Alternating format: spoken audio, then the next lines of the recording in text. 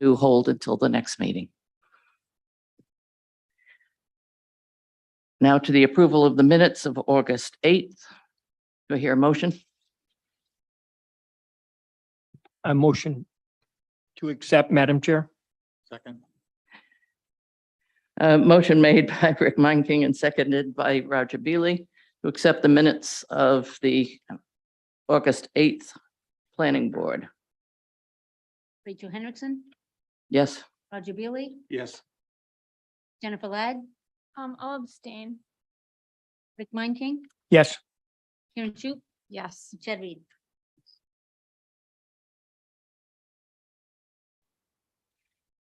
thank you. Minutes are approved. We also have draft minutes of the Planning Board's site visit held on August 13th. We usually do not have Planning Board minutes for a site visit, but we do have them this time. So is there a motion to approve? Were they included in our packet? So moved. Oh, they were electronically. That's right. I remember. Roger has made a motion to approve. Karen, do I hear a motion to second? Second, Thank you. Doreen?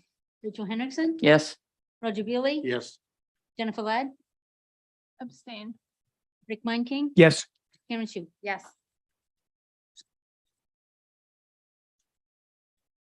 Thank you. Next item on the agenda, the planning board will conduct a public hearing to receive comment on amendments to section 9, performance standards of the zoning ordinance. The proposed amendments relate to vegetation removal and clearing for utility scale solar projects. Eric? Thank you.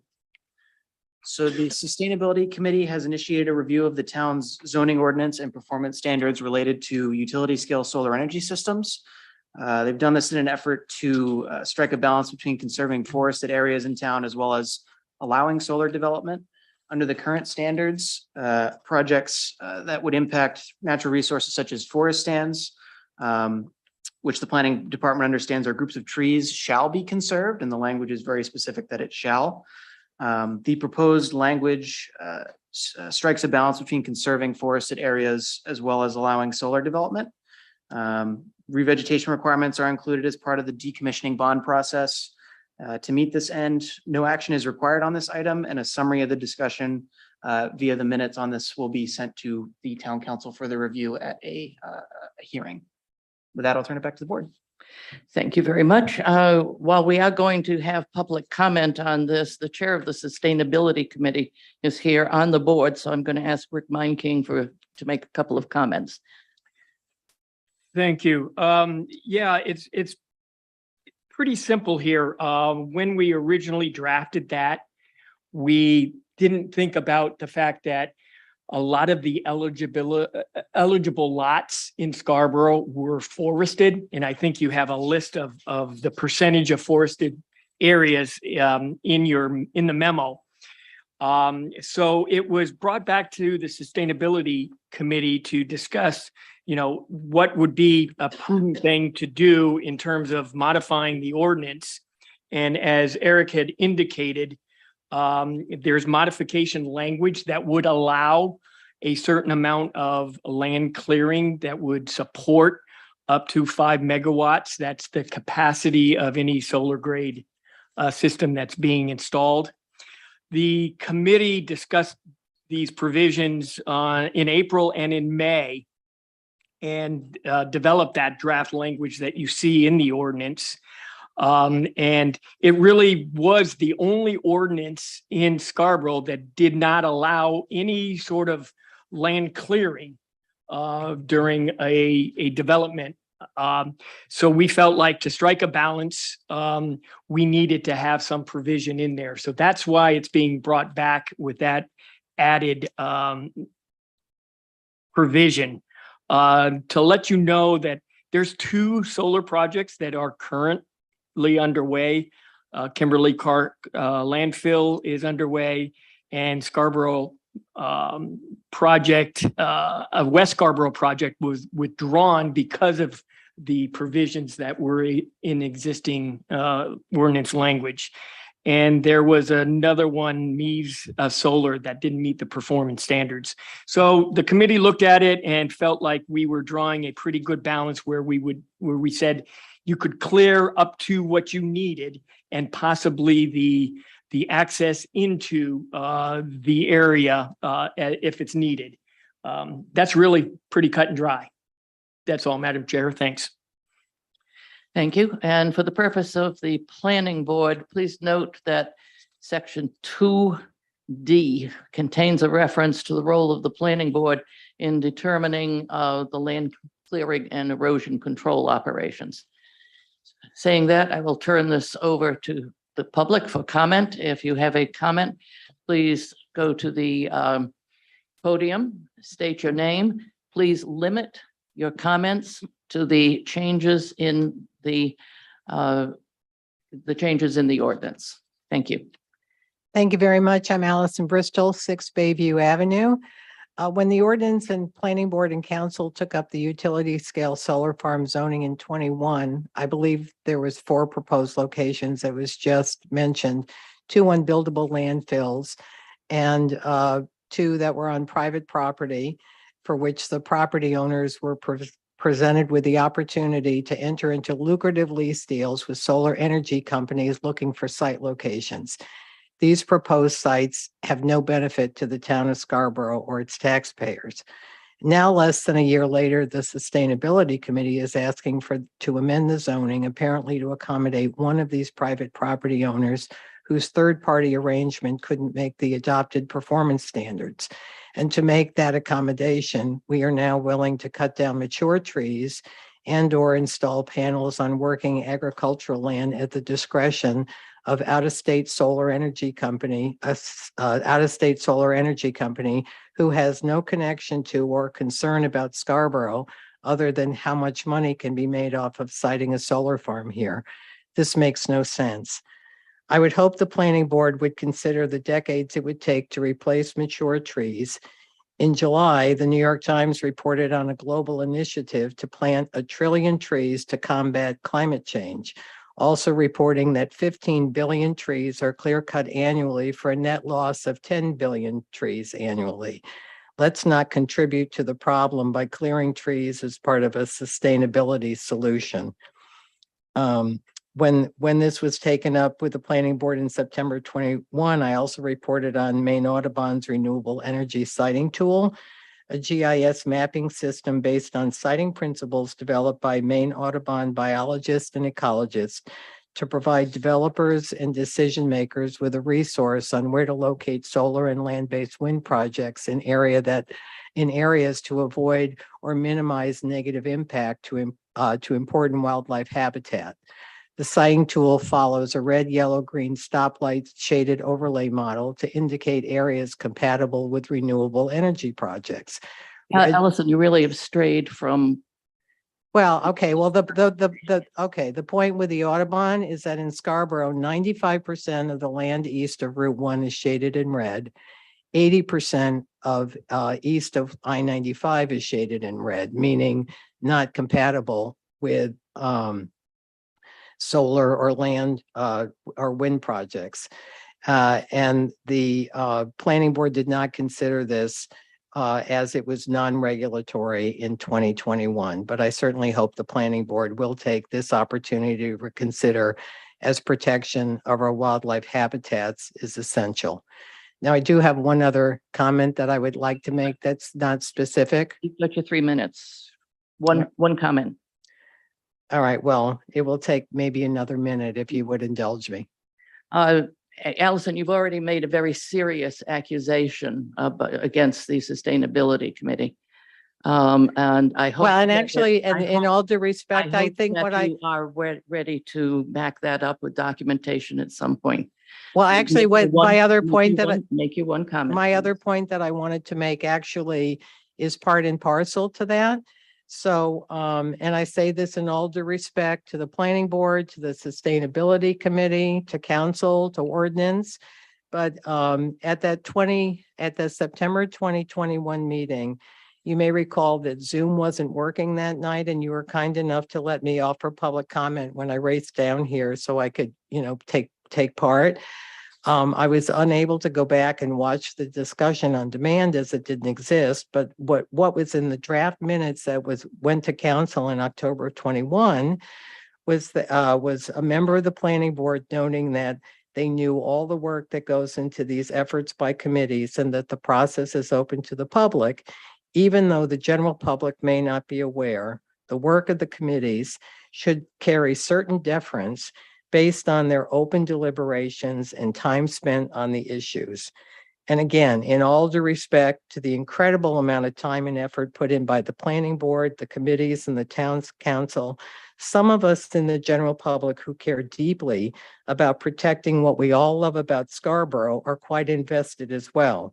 I'm not against utility solar farms. I'm just against siting them in residential areas that happen to be zoned as RF. Proposed zoning in the industrial, light industrial, and RF districts first came to my attention as mentioned in minutes in the February 2020 Long Range Planning Committee meeting, posted online several months after the fact. This was before COVID and Zoom meetings were implemented, so rather than attend every long-range planning meeting, I relied on minutes posted to the town website. I kept my eye on this and I saw nothing further for nearly a year, not knowing that the subject was under discussion with sustainability, or for that matter, that Scarborough even had a sustainability committee. In looking at the purpose of the sustainability committee online, it wouldn't have occurred to me that the ordinance was in development there, as my understanding at the time was all things land use related fell to long range planning. When solar farms went back to long range planning in February 21, I was actually the one who suggested creating an overlay zone, but an RF district overlay zone, so solar farms would be sited appropriately, not by the greater than 25 acre standard that was adopted in all permitted zones. I then followed and commented on the process through ordinance, planning board, and council.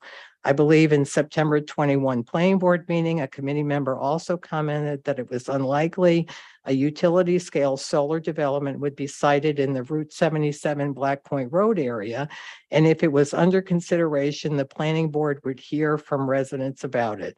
Again, with all due respect, I say the same could be said about the Verizon cell phone tower sited in the Sanic District property. How many tens of thousands of taxpayer dollars were spent in legal Allison, fees? you really are moving away from this public hearing. It is the language in red Yep. that the board is dealing with. Okay, well, I will close with just saying that utility scale solar farms are nothing less than commercial power plants that have no place in residential areas and should not be installed at the cost of clear cutting mature trees or displacing wildlife habitats. Economic development does not always equal quality of life, and I hope the planning board will consider all of the above when making its recommendation to council. And as always, thank you for your service to Scarborough. Thank you. Thank you. Let me point out again that we make no recommendation to the council. We take no vote on this. This is a time for the public hearing on those items. And I ask you again to limit your comments to those items that are the changes in the ordinance, not the ordinances themselves. They have already passed. So on the changes that are there in the ordinance, we are listening to you, and you are here to provide comment to the town council on the language that is now in red or underlined as being added to that ordinance. Is there anyone else who would like to make a public comment?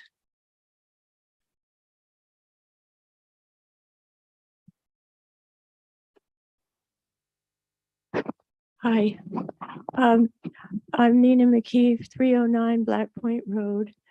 And I think this is probably going to be a done deal because of the environment, because of many other factors. And if so, I have a question, and I hope it's okay to ask a question. I have a question. I'm wondering, because in the agenda kit, there are 3 pages of addresses of where these farms could go. And I'm just curious about what is the process in deciding where they will be located, and also does the council or does the town have the right of eminent domain, or how does that all work? I'm just very curious. And one last quick thing, I don't think solar farms are noisy. I don't know. Are they noisy? I don't know. But I would love to know what the process in deciding where these will go. And I know they can go in all zones. So, but thank you very much. Thank you, Nina. Eric, could you respond to a couple of the comments clarifying some of the information for Nina and the folks in the audience? Sure. So the town wouldn't claim eminent domain to install a solar field, so we can definitely confirm that. As far as where they're located, if it is a permitted use in a zone, that means that it would be allowed under a planning board review. There are certain standards in the ordinance that solar facilities need to meet. Those include making sure that they are set back from other properties, that there's a decommissioning bond in place, and there's several others. And Nina, I'd be happy to follow up with you separately to give you those, just so you can be aware. But I think that should answer most of your questions. Can I add to that? Certainly, Angela. More Go ahead. Thank you. More specifically, I guess, to the list, I just wanted to point out, and maybe the chair of sustainability could point that out too, is there's the list that is provided is actually parcels that are over the 25-acre threshold. So I think it was important for council and the ordinance committee and long range planning committee that this all went through to recognize that this isn't allowed in everywhere in Scarborough. You have to have an acreage of over 25. And so it was more to the point of these are the limited parcels that could even be presented by the property owner. They would have to want to. And I think that speaks more to the Black Point Road or that section of town being the value of that land to develop would less likely be done with a solar kind of project like this. So definitely this was just showing that it's really limited to this list of parcels that actually meet the criteria. So that's what that list was. And one additional caveat to that is typically you need to have three-phase power in that area in order to do the hookup. And in a lot of these locations, there isn't three-phase power. So it would be a pretty large expense for a third party to come in here and want to put that in. Thank you, Angela. Thank you, Rick. Are there any other comments from the public? Do we have anybody online?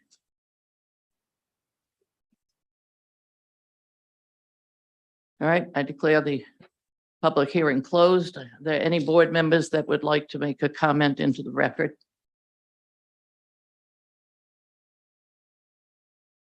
I watched the town council meeting on July 20th, and I kind of watched the conversation a little more. And I find Allison's comments somewhat, I think they bring a lot more questions to me, where I feel like Scarborough is going in the direction of let's preserve more. So I was sort of surprised to hear the sustainability committee saying, let's cut down trees. I actually Googled sustainability to make sure that I quite understood exactly what it was, because I was a little surprised, I guess. And I think I'm curious as to kind of the history behind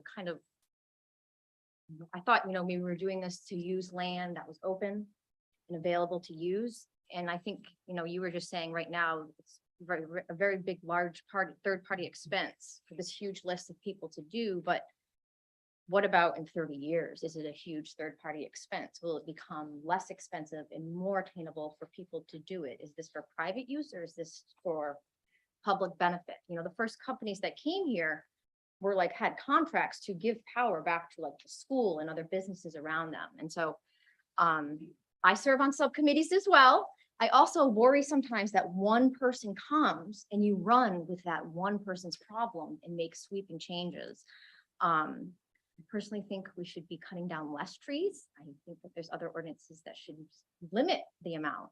So I think personally, this is kind of going in the direction, I don't know if that's the way that Scarborough wants to go, with cutting down more trees to make space for this, where that's kind of my take on it a little bit, but I don't know much. Could I share just something? Based, Okay, wait a minute. I think, Roger, you were going to make a comment and then Rick. Okay, Actually, I was going to ask Rick a question. well, go ahead. He may be ready with the answer. Where does the state stand regarding, a proposal such as this? I mean, Maine is just, there's woods everywhere. So, are other communities and does the state endorse this type of, proposal? well, I don't know if endorsing it is the way you want to look at it. There's opportunities to bring cleaner energy to the grid. And I think that's the direction the state wants. And that clean energy can be solar, it can be wind, it can be hydro. So yeah, that is a direction that the state is looking to do, is raise the renewable portfolio standards up. I did see some of the town council meeting regarding this, and it is kind of interesting because we do allow other developers to cut down trees. To develop, and this is one area, one particular development that we don't allow it.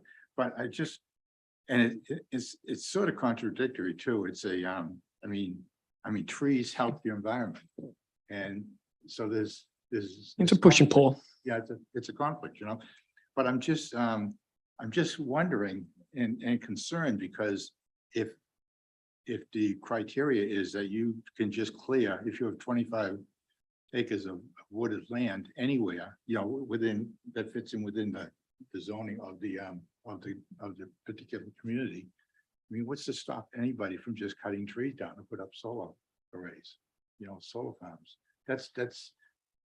So I think I'd feel more comfortable if if we had some guidance from the state as to what their position would be on something like this. Or what other towns are doing. Sorry to interrupt. No, but other towns. Let me again remind the board that we're looking at the language in red, which Roger does talk about adherence to the provisions of the Maine Department of Environmental Protection. So there are state standards.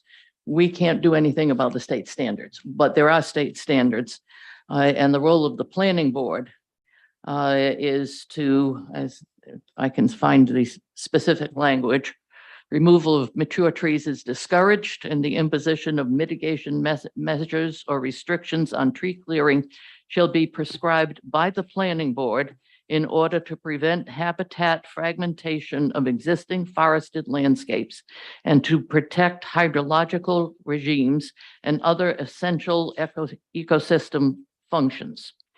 There is also a section that requires revegetation of the area. So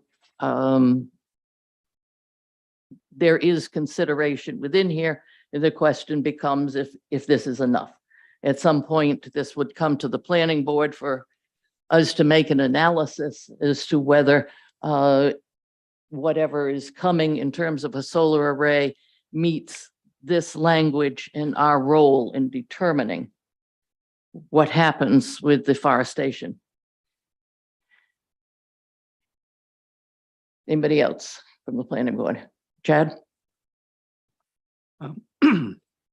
Yeah, I was just curious, I guess, more or less on, have we actually defined mature trees in that context?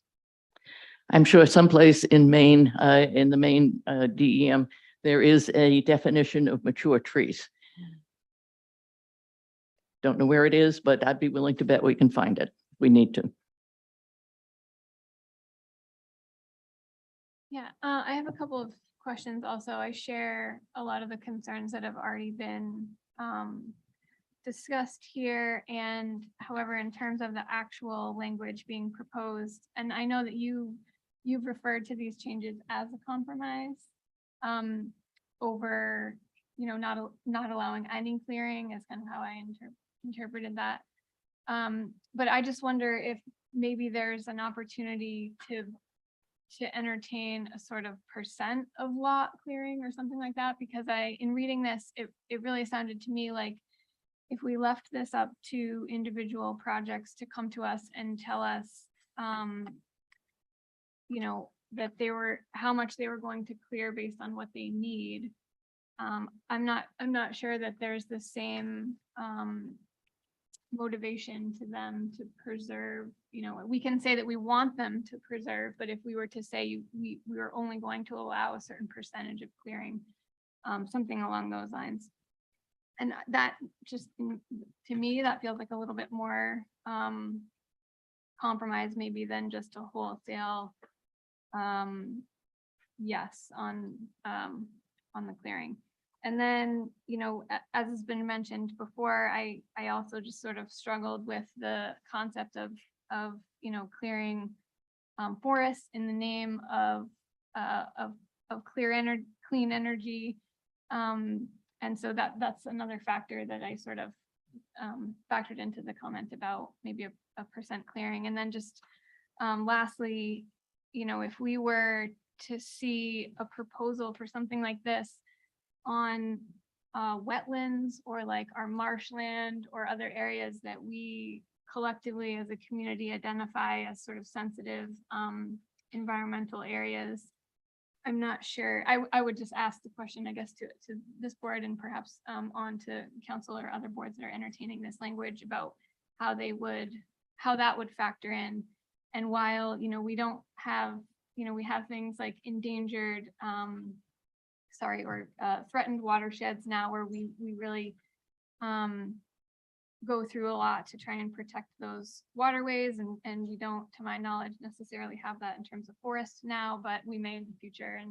And so those were just some of the things that questions that arose to me when reading this language. And a point of editing here on item D1 as it's written, I think there's a typo in the first sentence, and I think it's intended to say for projects removing one or more acres instead of one or move acres. Good pickup. That's all I have. Thank you. The process now is it goes back to the town council.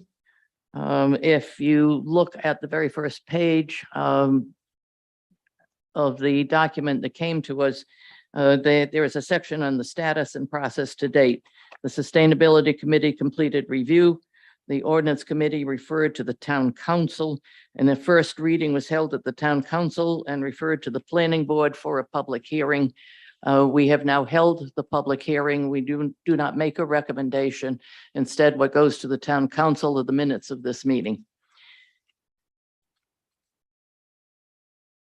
Thank you. Hearing is closed.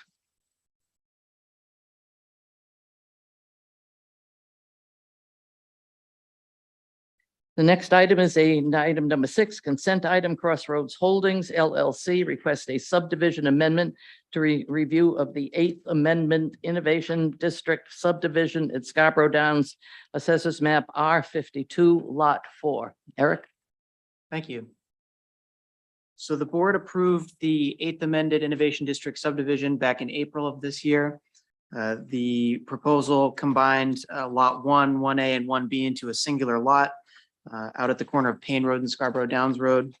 The plan presented remains unchanged and is in front of the board because the previously approved plan was not able to be recorded in the registry within 90 days, as is required by the town subdivision ordinance. A draft motion has been provided for the board's consideration, and with that, I would turn it back to the board. Thank you. This is subject to a public hearing. Is there anybody who cares to comment on this as a consent item? Do we have anyone online with their hand up? We do not. Public hearing is over. I have a draft motion. It's a reminder, we have already approved this as a board. This is in a sense, a reapproval. I move to approve the project titled the Downs Innovation District 8th Amendment subdivision proposed by Crossroads Holdings LLC as depicted on the plan set prepared by Goral Palmer dated 8/10/22 with the following findings and conditions. Findings. The proposal amends the existing Innovation District subdivision at the Downs by combining lots 1, 1A, and 1B into a singular lot and creates lot 1C. The project also serves to expand the stormwater management area at the northern portion of the site. Conditions: prior to recording of the subdivision plan, the applicant shall: A, on sheet S001, identify open space lot as shown on sheet S002. B, address all conditions of the master and regulating plan approval. Is there a second? Second. Seconded by Roger Beely. Doreen? Rachel Henderson. Yes. Rick King, Yes. Roger Bailey, Yes. Jennifer Ladd, Yes. Karen Chu. Yes.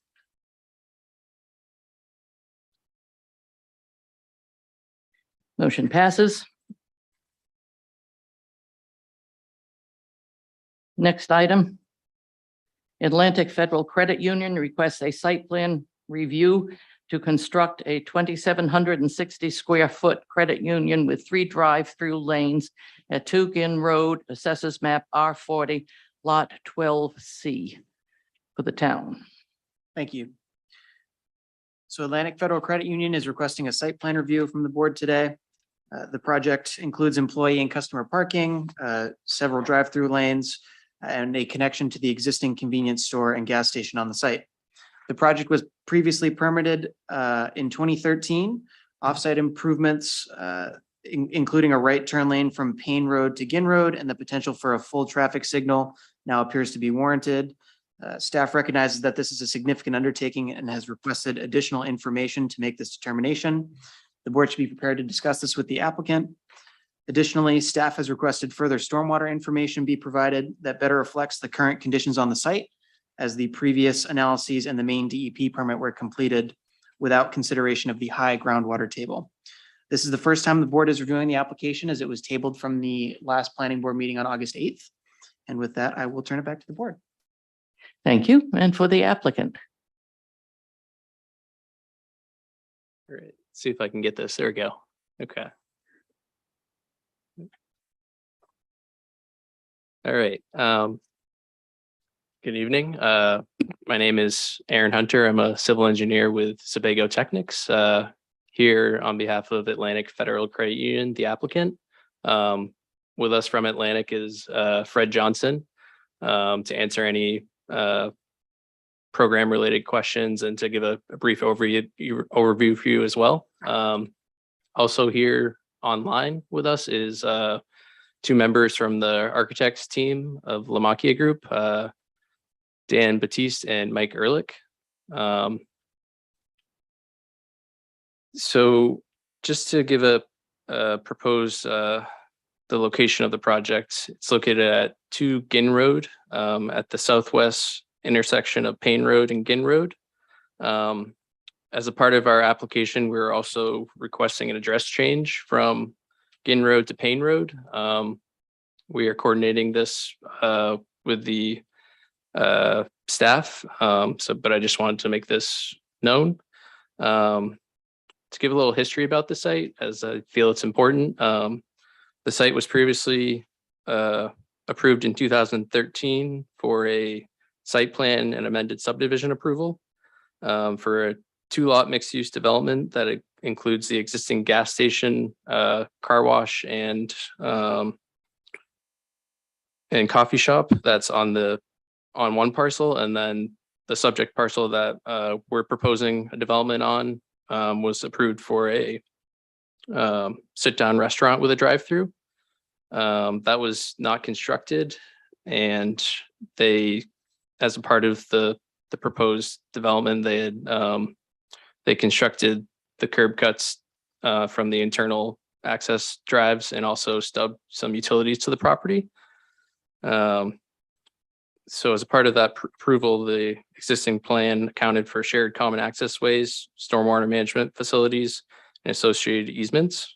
Now to get in a little bit more about the proposed development. So the proposed development involves construction of a 2,760 square foot credit union building with 3 drive-through lanes, 17 parking spaces, and they plan to connect to the existing shared access drive and have 2 full movement connections to that. On one near the Gin Road side and one near the Payne Road side. There also be pedestrian access to the adjacent parcel via sidewalk that connects into an existing walkway that goes to the gas station parcel. For utilities, as I mentioned, they were mostly stubbed into the site. We'll be planning to connect to those. We have coordinated with Central Maine Power, Unitil for natural gas, Portland Water District and Scarborough Sanitary District. We did submit revised plans to the sanitary district to be on their board meeting for this coming month. So we're waiting on approval for that. In regards to stormwater for the site, we're connecting to an existing shared stormwater facility. As a part of that, that was constructed with a under drain soil filter. So we're proposing a series of catch basins and culverts that will connect into their storm drainage system. This was sized for both proposed developments based on a assumed impervious area. We are under that area, therefore we weren't proposing to modify the existing system. We did receive a Maine Department of Environmental Protection minor revision for the stormwater on the site. We are looking into the high groundwater table that was noted by staff. This was present on the existing plans, but we are looking to give further clarification on how this is accounted for in the site. As a part of the comments that we received from staff and peer review, we did receive some traffic comments in regards to offsite improvements. We're planning to work with staff to address these as we just got them last week. There is one comment in regards to the site driveway access to Ginn Road. And we would like to request a waiver for that, as they're asking for 90 feet per the site plan review standards. And we feel that if we shift it closer to Ginn Road, we're able to provide some more queuing space for cars, where we have 3 lanes and we can queue up to 5 vehicles before we get into this internal access drive within our site. So we feel that that's sufficient amount of space in order to provide a full movement turn lane there, as we're showing. And with that, I would like to offer for Fred to come up and give a quick overview about Atlantic, and then turn it over back to you guys for comments. Thank you. Good evening.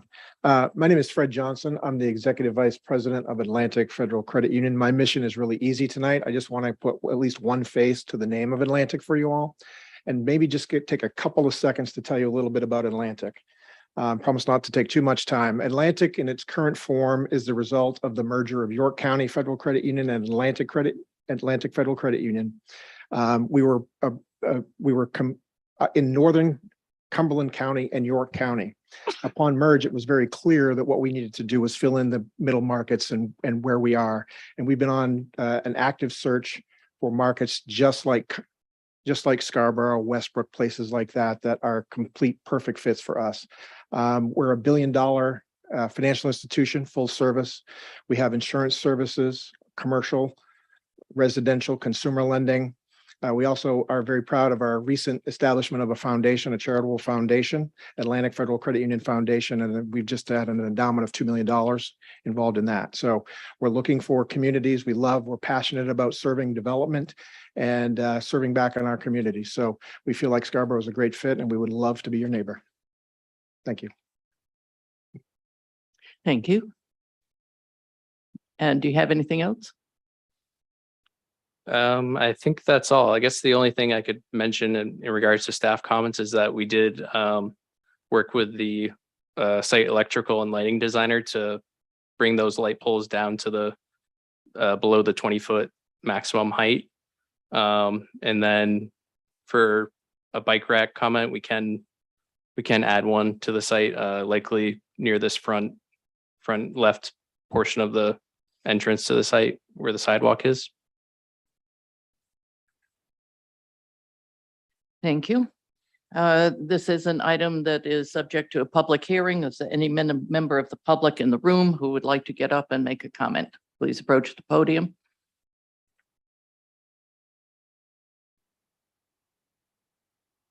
No hands online. No hands online. All right. Public hearing is closed. I turn this over to the board. Let's start with Rick Meinking. Thank you. I'm getting to the notes here. There was a general comment about snow storage and needs to be indicated on the plans. Can you follow up with that? Yep, there's certainly areas where we can look to add that onto the plan, and we can do that for our next resubmittal. And my final thing is on clarification on the lighting. Do you know what your plans are in terms of the color temperature of those lights? We prefer dark sky, and that would mean a 3000 Kelvin temperature. So if you could modify your lighting plans to indicate, what color your lights plan to be. That kind of gives you a little bit more of a yellowish light versus that intense white, bright light.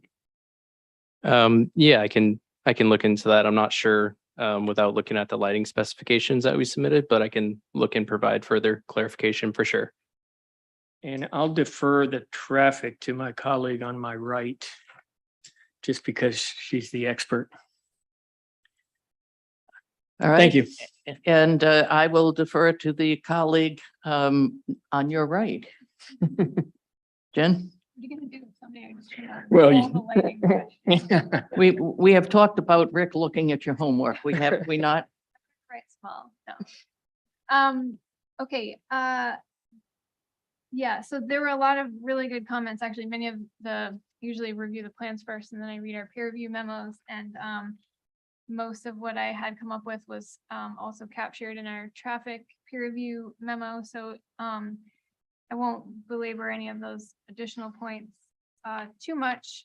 Other than for, let's see, the driveway separation. So actually, Angela or Eric, maybe this is just a clarifying question to one of you. The comment here is actually about the offset for the driveway along. The driveway is not on Ginn Road, right? So it's Yeah, it's, sorry, whoever. it would be the separation between, where the driveway is on Ginn Road and the driveway comes out to the driveway. Okay. That makes sense. I think essentially the comment, for the rest of the board to appreciate is if there's a queue length trying to get out of, say, the gas station or Dunkin' Donuts to Ginn Road, if there's a queue of more than, I don't know what that space is, 2 or 3 vehicles, it blocks their entrance or their exit. Okay. So that may just actually the initial comment I was trying to figure out, it was a little unclear because I'm like, they don't have a driveway on Ginn Road. But the intent is what I assumed, which was queue lengths blocking that driveway. So I would share that concern. And I understand the design here, and I noticed that you've already, like, the parking fields, the whole thing's actually already been skewed, which is probably an attempt to cite that, further away. But as we go on to further through the traffic memo, there was an item about additional analysis requested with regard to a traffic signal warrant out on Payne Road. And so, I just trying to think ahead here. If for any reason there was a queue that backed out, an emergency vehicle comes through and kind of blocks everything or shuts everything down, you may over time, if this continues to be a busy site, I just, we wouldn't, and you wouldn't want your driveway blocked at that entrance either. So I think that's a good, comment. There was also a question stemming from traffic analysis, but I don't think I heard you go over it. Do you plan to be open here on Saturdays?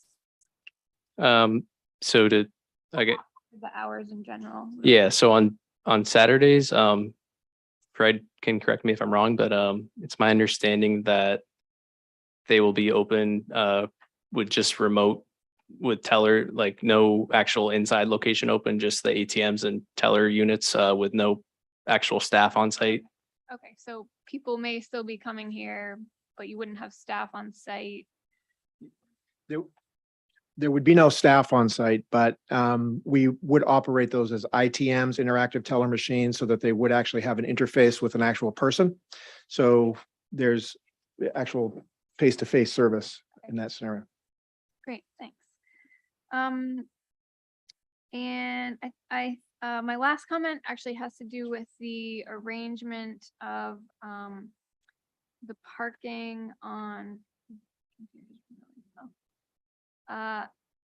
the head-in parking that you have oriented sort of against the drive aisle to the gas station. And I'm a little curious about that. I'm assuming it's, correct me if I'm wrong, it's oriented that way so that it doesn't interfere with the drive-through operations, but it's a little atypical. I think, we try to look at these lots as sort of standalone. So right now your neighbor is a gas station with an aisle there, but maybe someday it's not. And so I'm just curious if there's any sort of agreement or easement in place for access to those sites, or if it's required, it may not be required. And then, functionally how that would work, and whether or not it would entail any sort of improvements to that aisle space in order to accommodate that parking, things like striping or signage, or even like winter, snow maintenance in the winter. If they plow that aisle, are you gonna have to come back in and scoop out the parking field, things like that? So to speak about that, you're speaking this parking area right here. Correct, yes. So that's existing, that was built, and there is a parking easement. Yeah, I see it under the ortho. Okay. Sorry, I should have probably explained that a little better in the original. And then to get back to the driveway up top.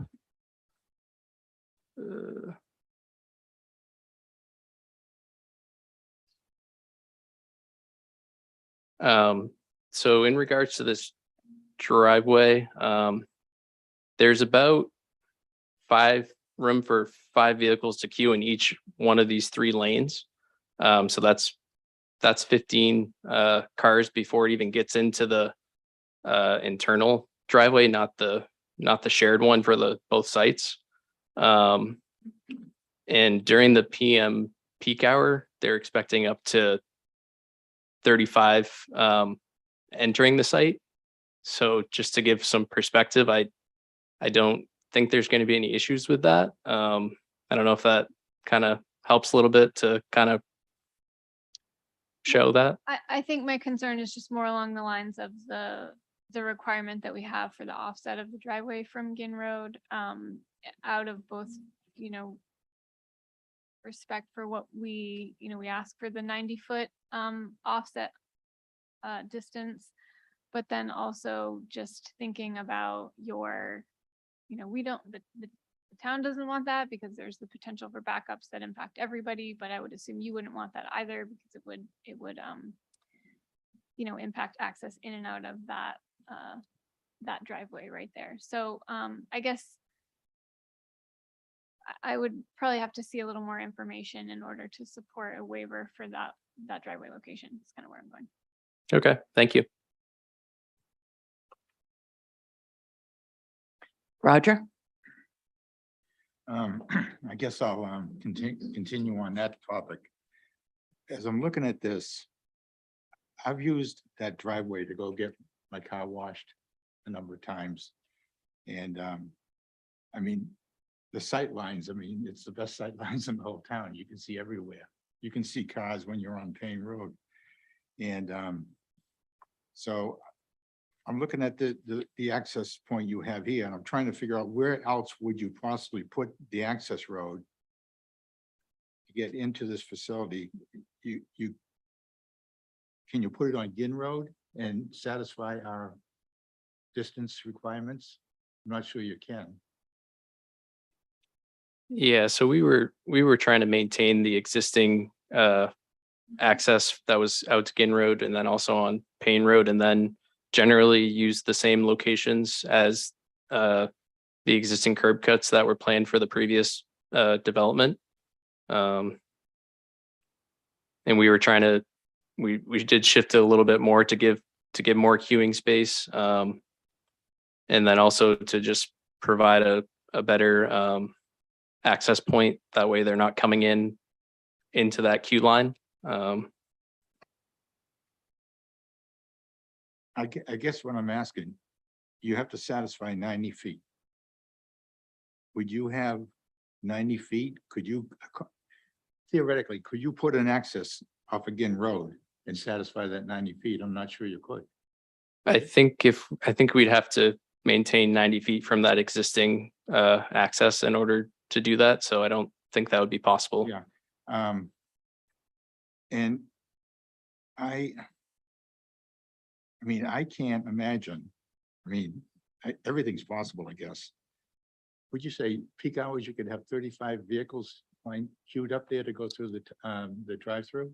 Yep, and that's from 4 to 6 for entering the facility. So it's a total of 70, 35 entering, 35 exiting from 4 to 6 in that peak hour. And we have queue space to be before it even backs up into this internal circulation that goes around this proposed building of up to 15 cars. I mean, if you have that many cars lined up, you're going to be very successful. Great location. I just wonder whether that's realistic. And Madam Chair, can I clarify something? I think that would be helpful. Please do. I think you're looking at this wrong, and I just wanted to interpret kind of the staff and peer review comments, because I think we're going down a road that's not actually the comment. okay, okay. So thank you for letting me indulge that. It's really about that separation. I think you're looking at it a little backwards. The separation is because if there are cars lined up, like I said, coming from the gas station to get to Ginn Road, it only needs a few cars, 2, 3 cars, and then people coming in from Ginn Road and want to turn left to get to the drive-through cannot, because it's blocked. So they're backing up into the public right of way. That's Ginn Road. So that's the problem. It's not about the volume coming in. It's all it takes is a few vehicles. And that's why we have the separation. Okay. Does that make more sense? So it's not about the volumes coming in or what volume you're showing on your site for the drive-through. It's about it backing up into Ginn Road, so you can't even get into your site because of the gas station traffic. So if that, Yeah, no, that helps. I guess to that, I would just say that there is that other entrance that if it was blocked for some reason, they could circle around and go to that. and that's why I think the peer reviewer had put as maybe an option would be to make that a one-way out, so you don't have people backing up trying to turn a left in there. So to your point, Roger, what else would you do? There is another entrance, and then Oh, also you could make it Okay, a so, one-way. so vehicles heading north on Payne Road under what you're recommending or suggesting would have to go in Ginn Road, go down the private drive, then go down this right along the service station to come in the entrance that you share with the service station.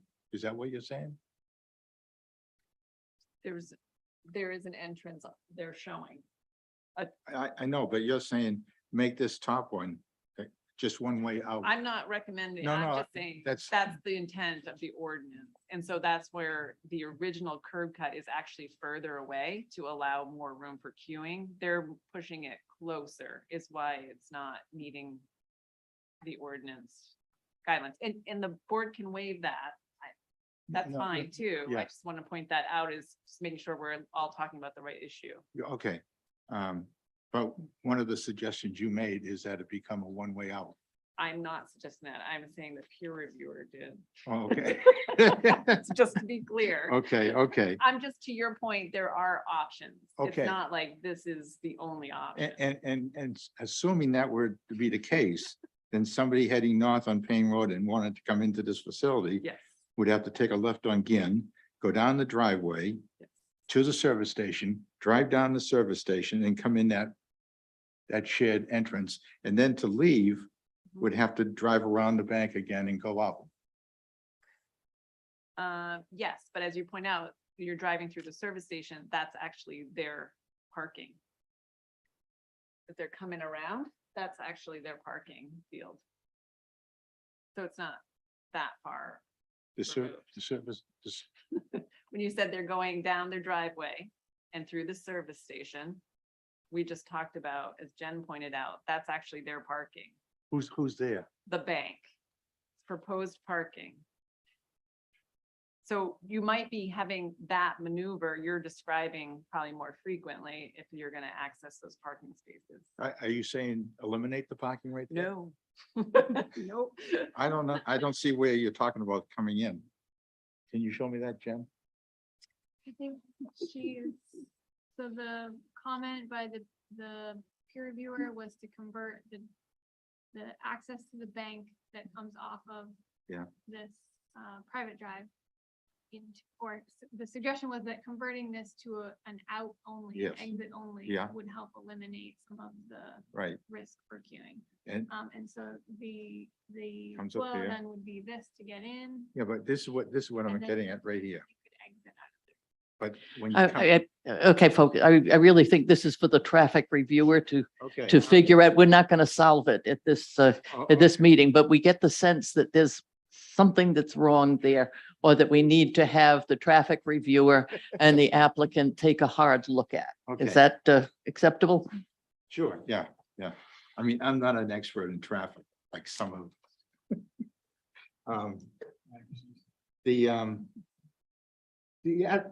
Just two easy questions. The address on the service station, is that Payne Road? Or is that's not Ginn Road, that's Payne Road, right? I'm not sure what the address is on the service station, but our current parcel address is Ginn Road, and we're looking to switch that to Payne Road. Okay. It just seems like logical that the service station is probably Payne Road, but I'm not sure. And then regarding Rick's comments regarding the lighting and everything. Maybe this is to Rick too, is wouldn't it, they want to be consistent with it, whatever lighting is at the service station, have the same type of lighting over here? Typically, service stations have more light under the canopy because of looking I'm for talking your, more of the color. You were talking about the yellowish color or something. yeah, but I think it's focused and I don't think there's not supposed to be any light over into the other Okay. parcel. Overdone my stay. All right, moving on. Karen? Thank you. Chad? My comments relate to the building heights and if there's any consideration for the, I guess, the clear underside on the canopy and allowing any larger height vehicles to be able to skirt out around the canopy if the height does become an issue. I can bring up the, There are no elevation building heights given here, so. yeah, I guess I will refer to Dan or Mike, who's on Zoom, who's a member of the architectural team that could speak to the height of the canopy. It's a common canopy height that we've used on other sites, so I assume it meets all requirements, but I let them speak more on that. Just appears to be a pinch point getting around that edge, so at least on the site plan. So the canopy height, I believe is 12 feet. And the idea is that if there is a service vehicle, like a garbage truck or things like that, that they'd have, you'd be able to use that bypass lane and not actually go under that canopy. Yeah, if you go back and look at that site plan again, you will see that there is a bypass lane that goes around on the far side of that third lane to accommodate for the larger vehicles such as the garbage truck that would come through. Yeah, as drawn, it looks like that hidden line is splitting that lane. And just to comment on that, I see what you're seeing, this line right here, if you can see my mouse. So it's actually that this is just like a blow up of a detail. So the canopy line's actually within this concrete patch. So it's actually, there is So even at that corner, you do have a pinch point there with your dumpster enclosure and that canopy as you're navigating a turn. So just to watch out for. Yeah, we certainly can look at that again. And then if you do have larger vehicles that want to pull up to an ATM, just to make sure you have the height. Correct. And then do you have any exterior mechanical units outside of the mechanical room? Any rooftop units? Don't see any depicted. so currently we are just planning to have the generator pad right here. Will be screened from the side in the back view, and then the building will screen the view along Payne Road. And this, I believe right here along the building is all, there's no windows or anything, so it won't affect any view from within the building. As far as other mechanical equipment outside, I'll let Dan or Mike comment if there's any additional. Just about everything is not located on the roof. There's three condensing units on the roof. Yep, there's 3 condensing units that'll be on the roof. And the other nice thing here is across that shared access route, there's already electrical transformers on the poles that we'll be able to tie into. So we really, the only thing that we're foreseeing sitting back there would be the generator.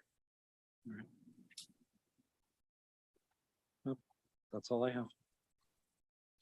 Thank you. I've got a couple of comments. My colleagues have taken care of most of what I had, but as I look at the plans, we do require, I can see the exterior elevations, the front and the rear. We do require the ability to see the building from 4 sides. So we're going to need to see those, not just those 2. Okay. And then it looks as though the side of the building facing Ginn Road is blank. And we do require that a building facing a road that folks are going to be traveling down have some visual interest or windows. I noticed that you have a fair amount of landscaping there, but we would also require some sort of additional visual interest rather than a blank wall facing that road. Sure. Okay, we can certainly take a look at finding some ways to create some visual interest. All right, Appropriate. thank you. Look forward to seeing that. I think basically in addition to this discussion, I just want to reiterate the concerns about stormwater and any additional flows. A stormwater analysis that was done in 2013 it really isn't adequate. That was 9 years ago. And the water tables have changed. So please take a look at the comments around the stormwater and the recommendations of the staff. I will make a recommendation that if you have any questions, the best thing you can do is work with the staff. They can respond to your issues and they can talk to you about what our ordinances mean, how we look at them, and they can really help you work through this process. See you again. Thank you. Thank you. I do want to say that I've been remiss in that I did not introduce a new person who is sitting here with us tonight. If you notice, Angela has a colleague sitting next to her. That colleague is Autumn Spear. She is the new planning director for the town of Scarborough. And let me say on behalf of the board, and I could probably say it on behalf of the staff too, we are all very happy that she is here. So she has hit the ground running. You've been here a week. She has been here a week. And she is already on her way to doing some excellent work. And we appreciate the fact that Texas lost her and we won. So thank you for coming. In number 8, Costco Wholesale Development request a site plan review for construction of a 161,100 square foot retail facility and accessory gasoline filling station at the Innovation District of Scarborough Downs, Assessors Map U53, Lot 1. Eric. Thank you. So Costco is seeking a site plan review to construct their retail wholesale building with an accessory gasoline filling station. This is the second time that the site plan will have been reviewed by the planning board. At the last meeting, the board requested further information on site traffic improvements and off-site traffic improvements and on-site lane configurations, lighting, and pedestrian safety information, and that the applicant work with the staff on traffic-related items. Since then, Costco has provided a right turn lane on Payne Road to access the fueling station, and given several elements that can be implemented by the Downs team to improve traffic flows as they approach 100% of build out of their traffic movement permit. Staff is comfortable with the traffic responses as presented and recommends any approval be conditioned on staff review and approval of design of the proposed turn lane on Payne Road. Similarly, the project has been awaiting Maine DEP permit approval, and DEP staff just earlier this evening has provided the town with a letter noting that permit approval is imminent. The board has typically required a permit prior to issuing a site plan approval, but the board should determine if this confirmation is sufficient for the application approval. In terms of waivers, lighting information had been provided for both 20-foot and 36.5-foot fixture heights, which the board can reference in discussing the requested lighting waiver. In addition to that lighting waiver, Costco has requested a waiver to reduce the drive aisle width from 25 feet to 24 feet. As well as 2 commercial design standards that relate to uninterrupted facade coverage and sighting of the building on the lot be waived. These were previously discussed and the board seemed generally comfortable with granting such waivers and can be included as any conditions of approval tonight if the board sees fit. With that, I'll turn it back to the board. Thank you. And just as a reminder to the applicant, the burden of proof on waivers is on the applicant. And for the applicant.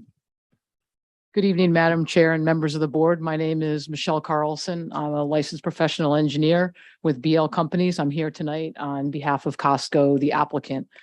To date, we have had numerous meetings with town staff, over 10, I believe, or so. I was counting. I think I lost track. Don't quote me exactly, but at least 10 in person at various points since June 16th, 2021. We've also had virtual meetings, I think 2 or 3 virtual meetings.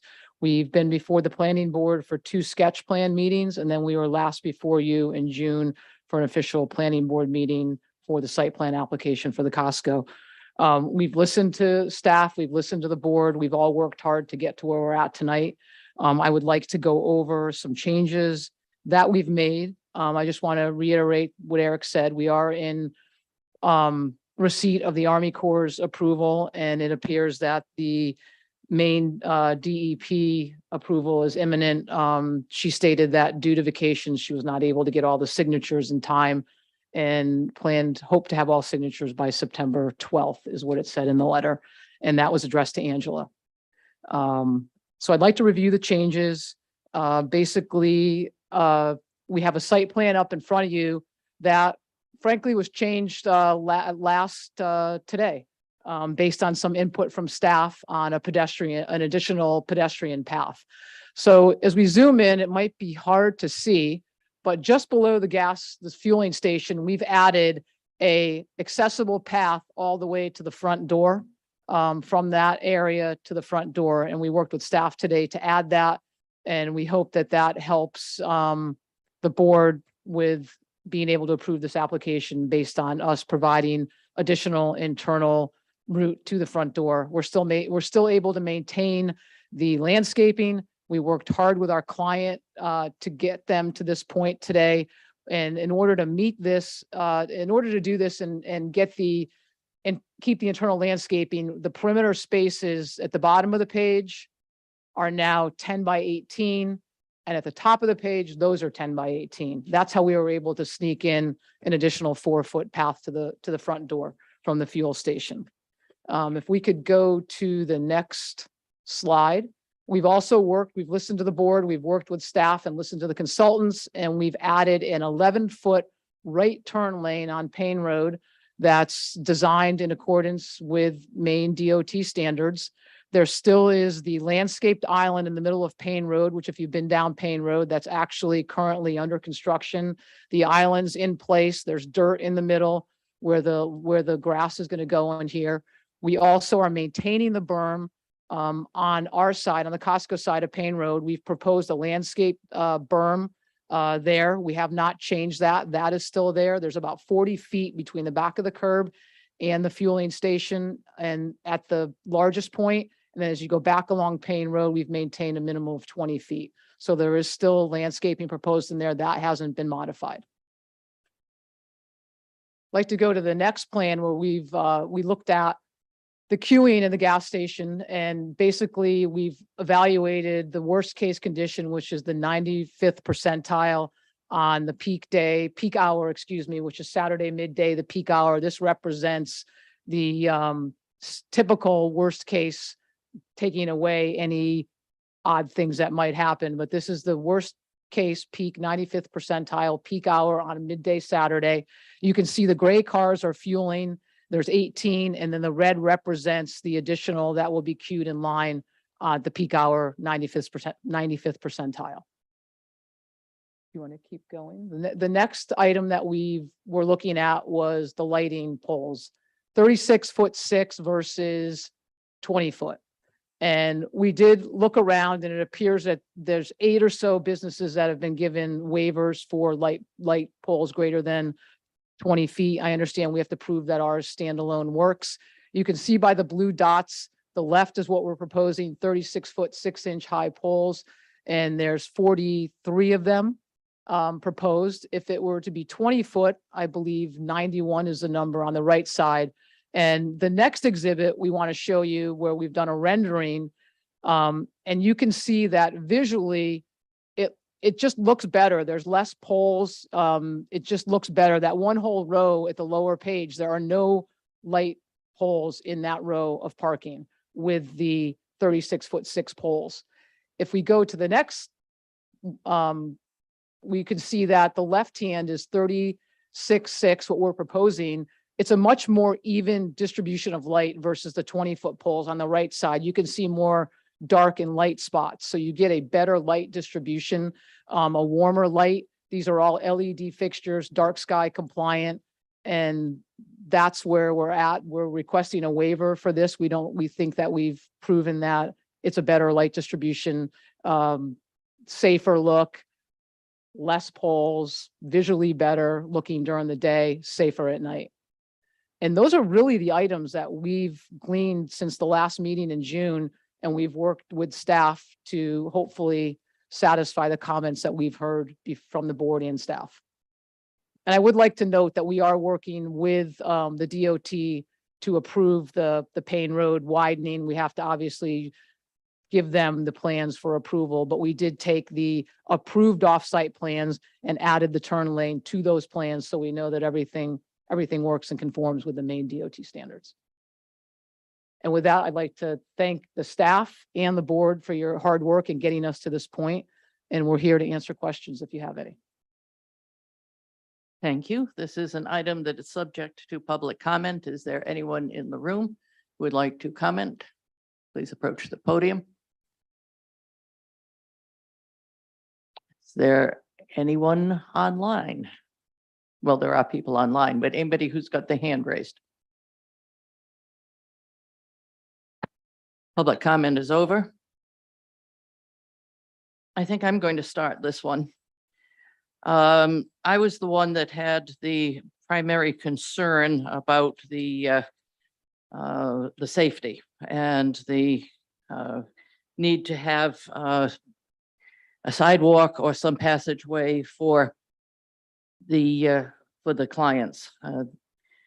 The section of that in the standards points to the fact that there must be a passageway and safety measures for pedestrians. But it also notes that where the planning board finds that due to the the nature of special circumstances of a particular plan, the requirements of certain standards are not requisite to the interest of public health, safety, and general welfare, the planning board may waive such requirements subject to appropriate conditions to achieve the intent of this ordinance. I'm very pleased to note that what you have done is provide something that, at least in my opinion, meets the intent of this ordinance. The effort that you've made goes very far to allaying the concerns that I had about safety. I do have one thing that I believe I talked about last time that I do not see on this, and I don't see it as major, but I would like you to take a look at the concept of wayfaring, which is signs, which is also addressed in there. And I would suggest that motorists coming in off of Scarborough Downs Road could use a sign that says gas station this way. And that's the sort of wayfaring that's needed when folks come in, and also some sort of sign that points drivers to the Payne Road exit. And that, I think, will go a long way to ending some of the confusion that you might have there. If you'd like to make a comment, go ahead. Yes, we'd be happy to work with staff on the correct placement of those signs. That's acceptable. All right, thank you. I didn't think that we would get to this point tonight. I'm appreciative of all that you have done. I will ask a question. Do you have any concerns in the memorandum from the Traffic Solutions? No, we do not. All the comments, I think the package we got on 8/25 on Friday. We've read through those and we feel those can all be, achieved through the final plans with staff. All right, thank you. I have no further comments. Turn this over to the board. Who would like to go first?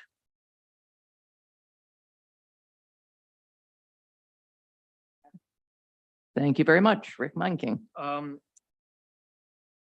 appreciate your explanation for the higher poles. I'm going to be talking about the lighting at the start. Was wondering, looking at your average and mins, your lighting is much brighter than what IES recommends in terms of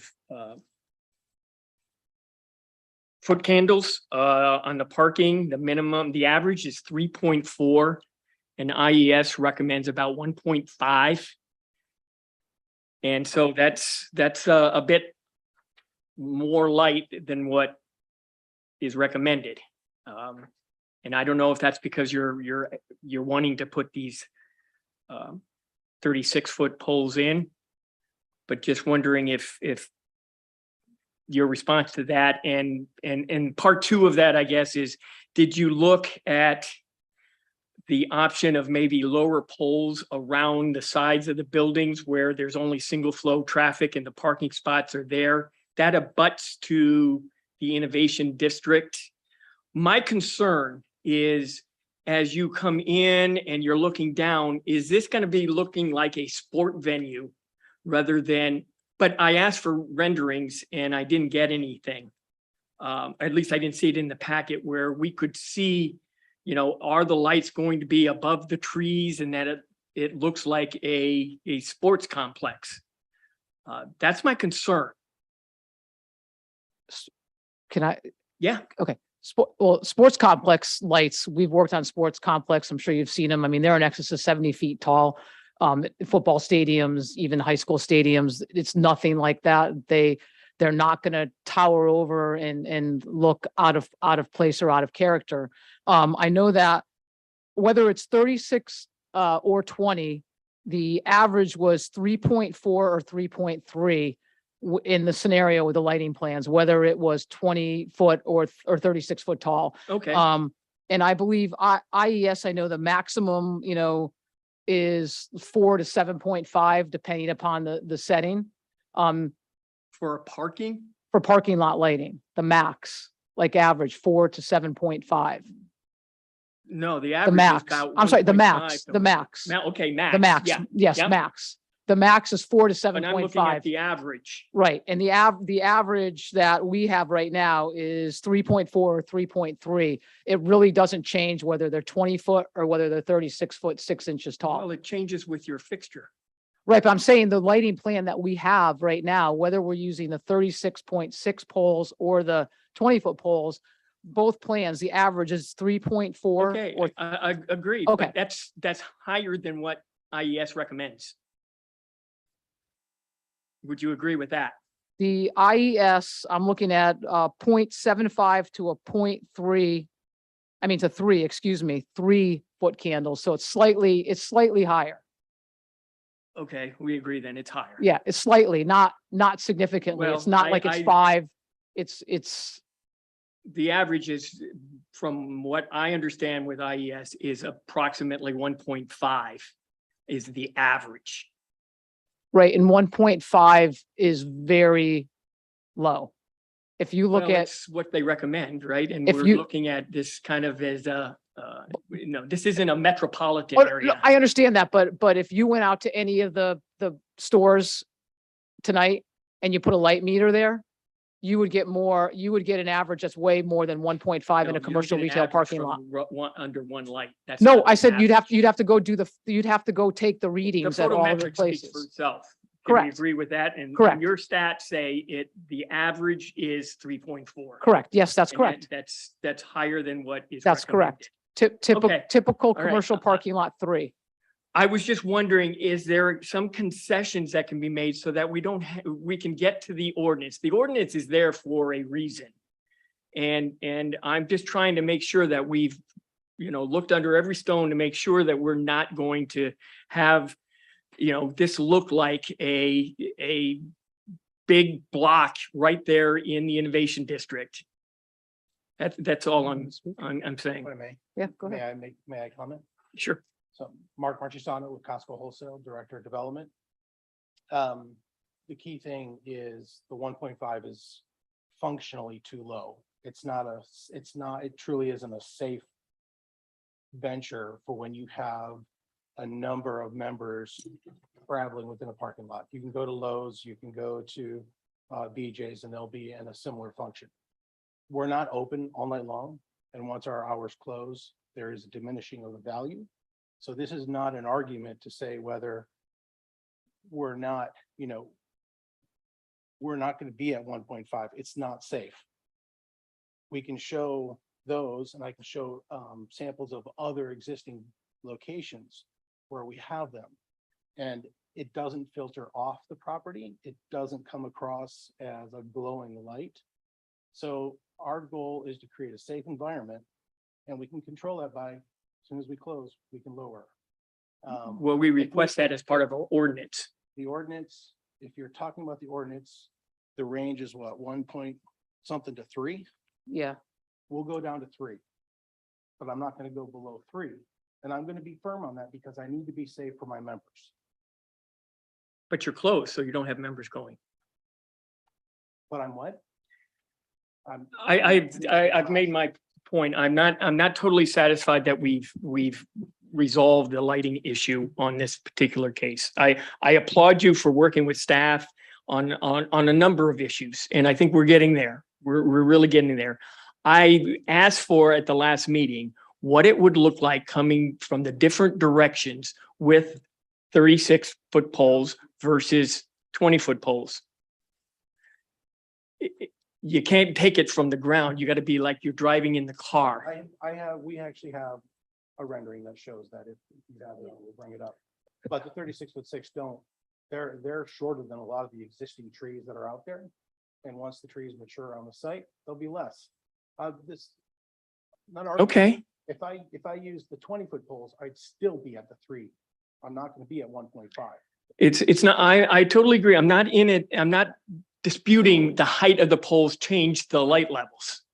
You'll still be at the same light level because it depends on the fixture. Can I say one more thing? Yeah, absolutely. I have, How many goes? I have over, for what it's worth, 30 years experience, 25 going before boards. And we've talked about lighting plans for all different kinds of commercial venues, all different kinds of commercial uses. And we've always, anything I've worked on and testified on, we've had between 3 and 5 as an average because of safety. Like when you get below 3 as an average, people don't feel safe in a parking lot. And that's just, I'm just telling you my experience Okay. for what, I- that's all. I can appreciate that. In terms of the rendering from the street, I pulled it up in the digital materials now on page 85 out of 164 of the full combined application. I did see what the 36-foot 6 poles would look like from the street. I don't know if Kim, you want to pull that up or.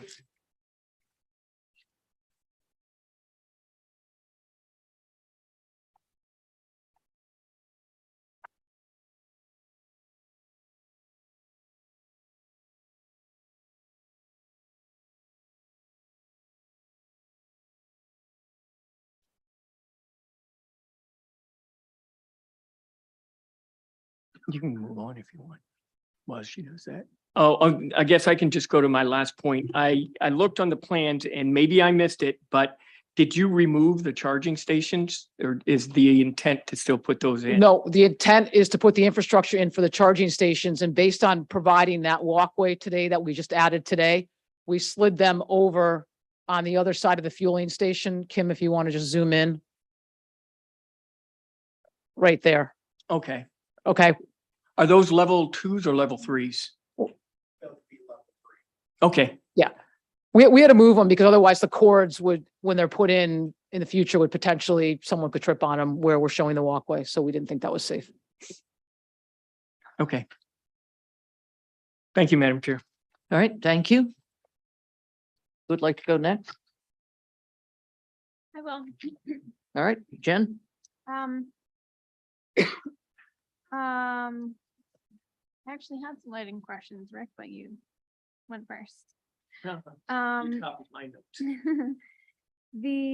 I obviously, because you've just added it, none of us have had a chance to sort of look in depth at the pedestrian pathway that you've added through the parking field.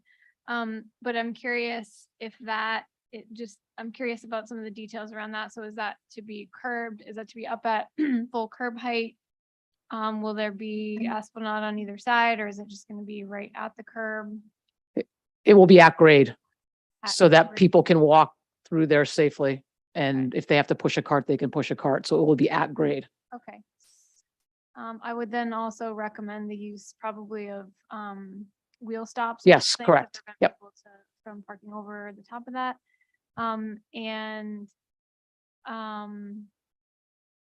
Yeah, it's okay. I guess higher level than that, I'm curious, but I had comments about that also, Rachel, but I'm curious how you ended up at that selecting that location for that, and why then there aren't other pathways. You have a very large parking field, and presumably people from anywhere else within the parking field would want or need the same sort of accommodations getting to your store. I understand, sort of maybe having one from the fueling station to the building makes sense, but I'm curious about the rest of anyone else parking there. We felt that that was most appropriate location. And we have another obviously way in from Innovation Way. And we felt that that was adequate, the way the parking lot functions. Okay. Other questions that I have are around the proposed crossing at Innovation Way. And I can't remember if it was staff or the traffic peer review that suggested that maybe this crossing be shifted a little bit further back from the driveway and or be moved to fall within that existing median island there, which I think is a good comment. And I would, to further that, I think it would be advantageous to have the ramp at the receiving end, so on your side of that corner, to be separated ramps instead of a really large apex ramp like that. And the reason for that is because any sort of truck traffic that you have moving in there, I think would probably put that in jeopardy. And if it's not, in theory, someone could be waiting there to cross. But even if they're not, just over time, that kind of traffic, anytime they roll over those ramps, always leads them to degrade a little bit sooner. And so separating that, I would just suggest that you take a look at that. And that also there be a receiving ramp on the other end of that proposed crosswalk, if there is not already. I'm not familiar with what's out there currently and or whether or not, I don't think we've seen a plan for the opposite side there yet, but my bearings may be off, I'm not sure. We agree that we can do the minor modifications, tweaks that are in the traffic solutions memo that we got on Friday. We have no problem taking care of those suggestions. That's all that I have.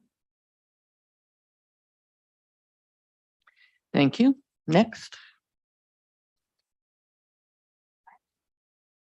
Just had one question. I'm not a lighting person, but from some of the conversation I've heard, is it possible to get uniform light distribution with 20?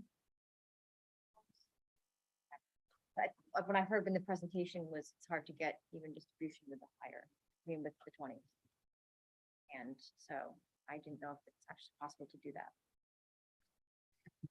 that. According to the ordinances, not particularly addressing your comment, but according to the ordinances, we are required to give strong consideration to a lighting plan that has fewer lights involved, which means then taller poles.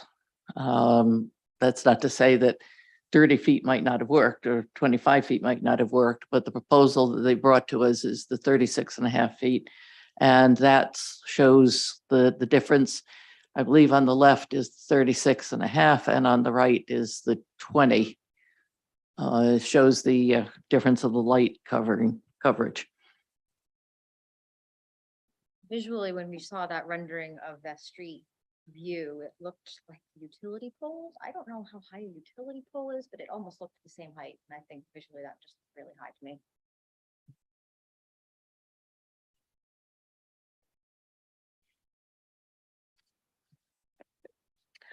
Do you have Karen, do you have an additional question or something that you would like the applicant to consider? My concerns when it comes to lighting waivers. All right, thank you. Let's just go down to Chad. I appreciate all the updates here, and I don't have any further comments. Thank you. Roger, go ahead. I want to mention, I think the Costco team has done a good job working with our staff. I think our staff has done a good job. You've tried to, and I think for the most part, you've responded to all our requests. Personally, I don't have a problem with the fewer lights, the taller poles. I think the disbursement of the lights makes more sense. As I mentioned at the last meeting, I'm inclined to, if there's druthers, I'm inclined to go with what you recommend because these are your customers. I know Costco is a very successful business. And I think you know what you want, what your customers want and need.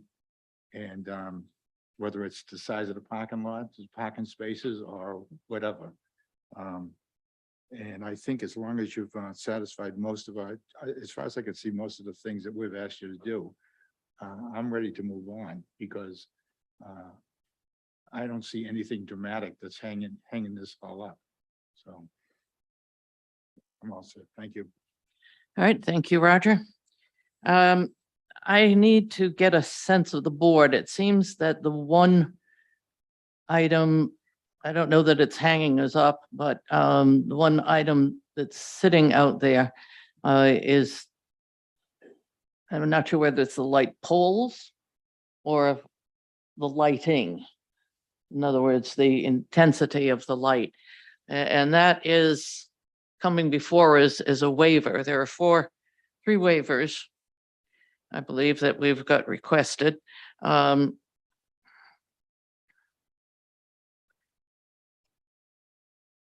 have a draft motion that I can put forward, or I can wait. We can wait until next time. And the question that I have is, in terms of the light poles and the lighting, is that a hill you want to die on? Madam Chair. Yep. One more question, actually unrelated to lighting, but we did have a comment from the public about the landscaping buffer at the back, and I forgot to ask about that, but I don't know if that was forwarded to the applicant or not, and or if they may be able to speak to the plan for the back portion of the site Yeah, in terms of landscaping. We did have a comment, and I made a note to mention that. I did not from John Shorb, I did not bring it up because I believe I heard the applicant talk about what they were doing in terms of buffering in the front along Payne Road and the amount of the buffering. So I wasn't clear if you think it would be useful for Mr. Shorb to have the applicant repeat that. Happy to ask them to do that. My apologies. I misread the comment and I thought the question was about buffering to the back of the site. And I did hear them speak to the buffering in the front of the site. So I think we're probably all set. Okay. Thank you. And let me ask about lighting. Is that in terms of a waiver? It's not a deal breaker for me, Madam Chair. I was just merely trying to press a little bit that I think there's a little bit of a compromise that can be made here, bringing down some of the light levels. And maybe there's a way to have lower poles where it abuts up to another vacant lot at the time, but there will be likely to be something in that parcel that is into the Downs Innovation District. And this is only where there's one row of parking and around back. That might be a way to, aesthetically get there and at the same time keep the spirit in which the ordinance was crafted. I'm all for less lights when we can get less lights. I'm not that hardcore.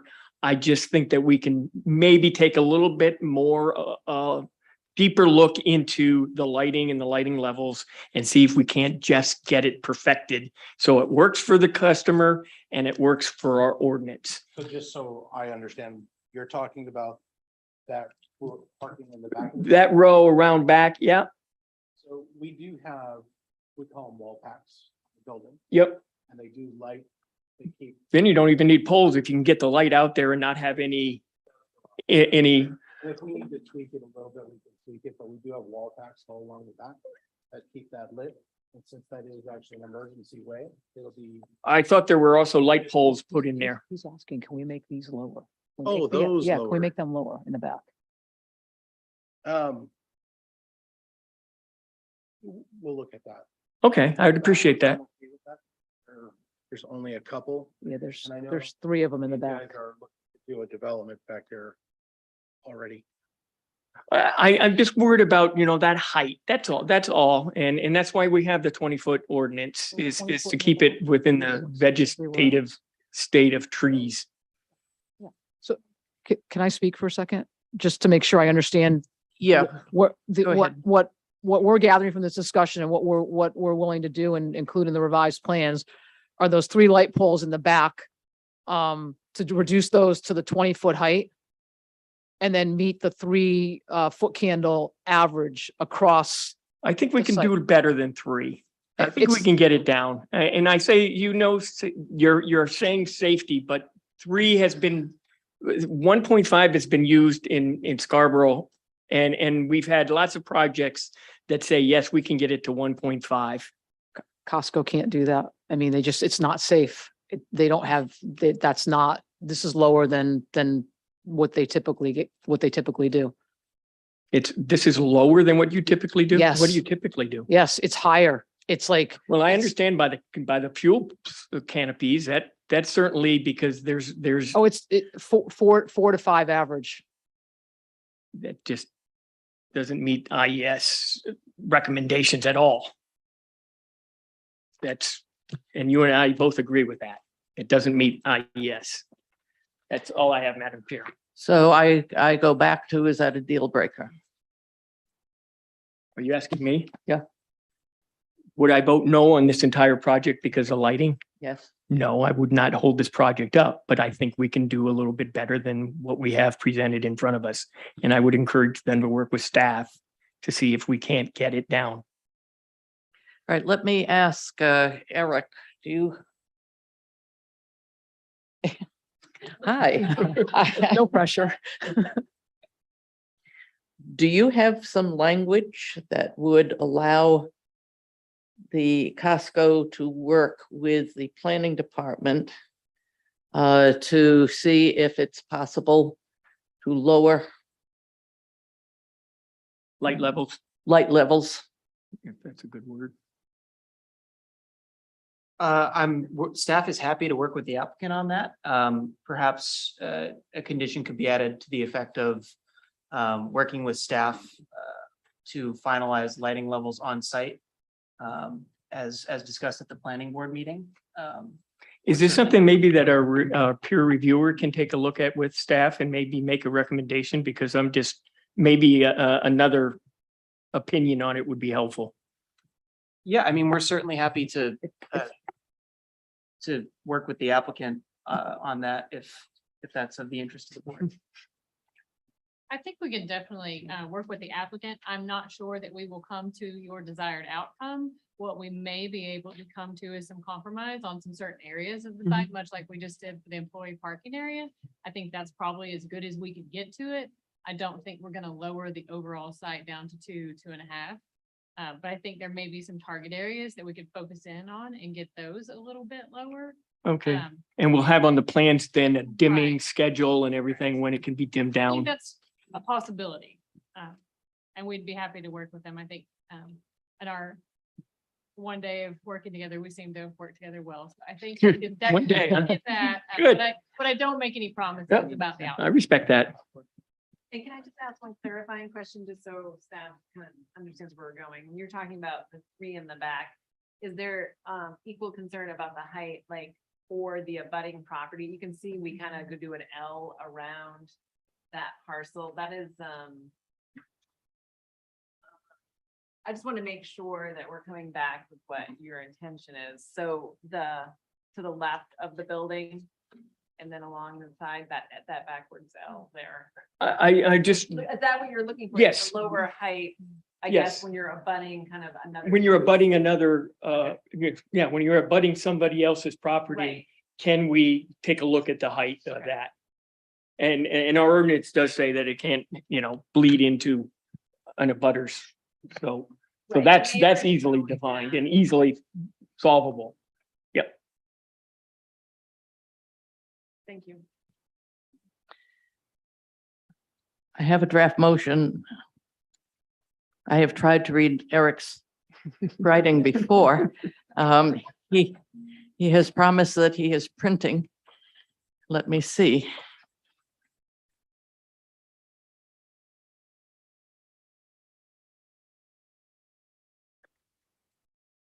All right, I have a draft motion.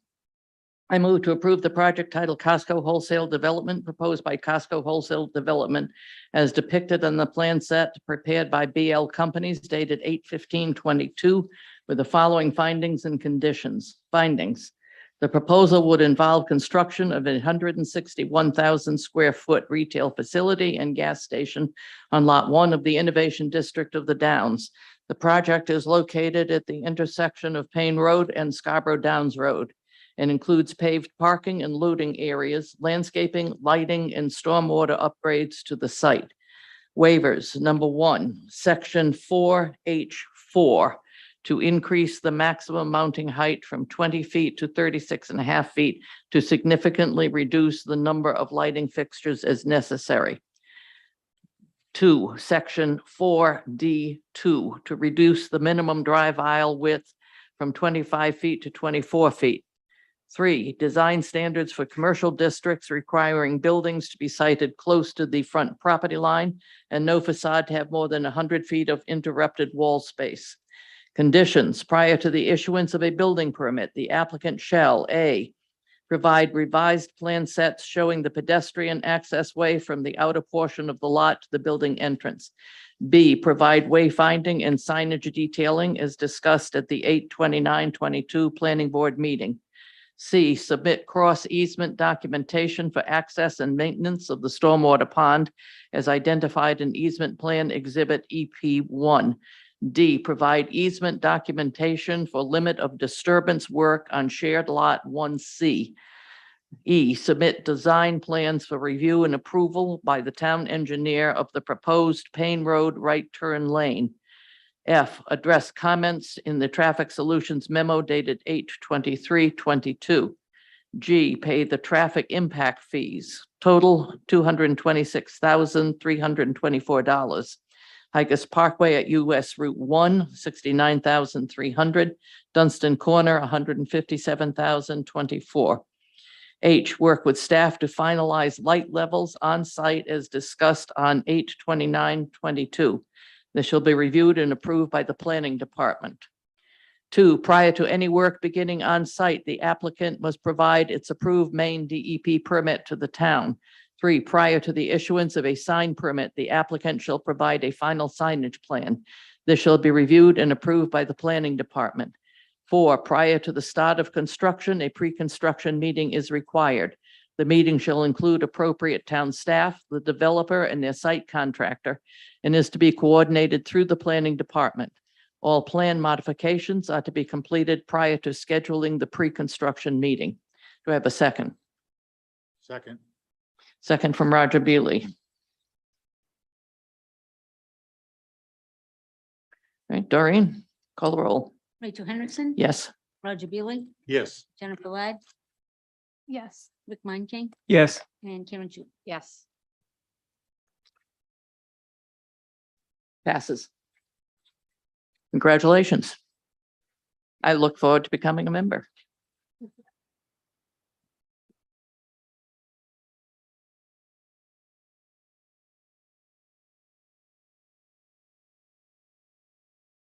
All right, as close as we're not going to get to something else before 8:30. So at this point, we will take a 5-minute break from whatever your watch says now, and I'm using that one up there.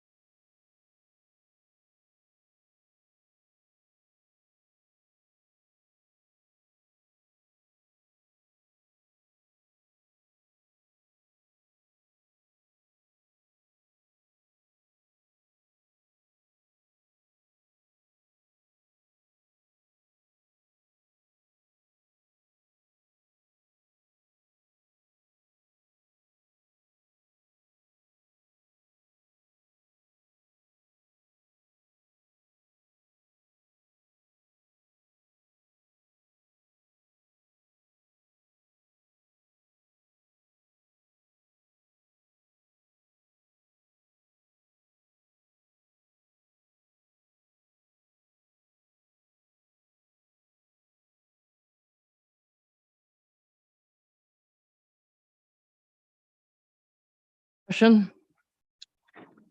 Item number 9.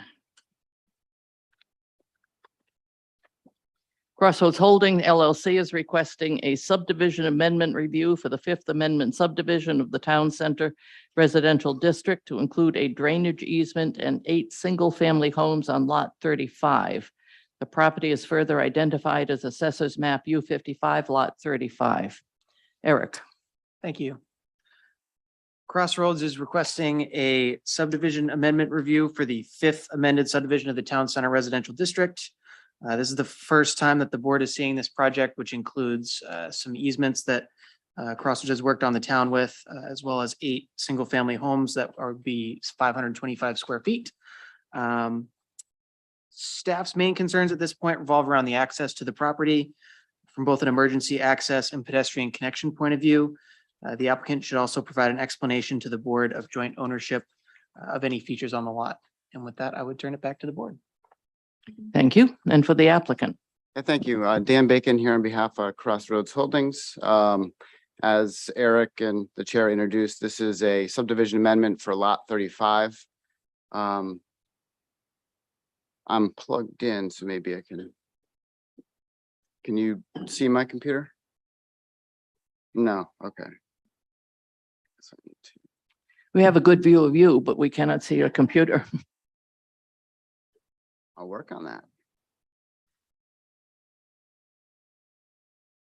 Plug into HDMI. Can we try unplugging it and plugging it back in one more time? No, it should go over. It's thinking. Okay. I don't think that's what we need to do. Do you mind if I just plug? Oh, sure.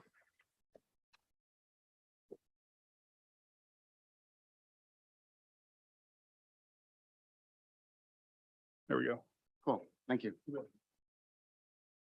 Sorry for the delay. So lot 35, as you can see on this plan, is outlined in red. It's located off of a shared alleyway that's already been approved by the board behind the 4 of the cottage lots. They're located off of Pacer Way in the Town Center Residential District of the project.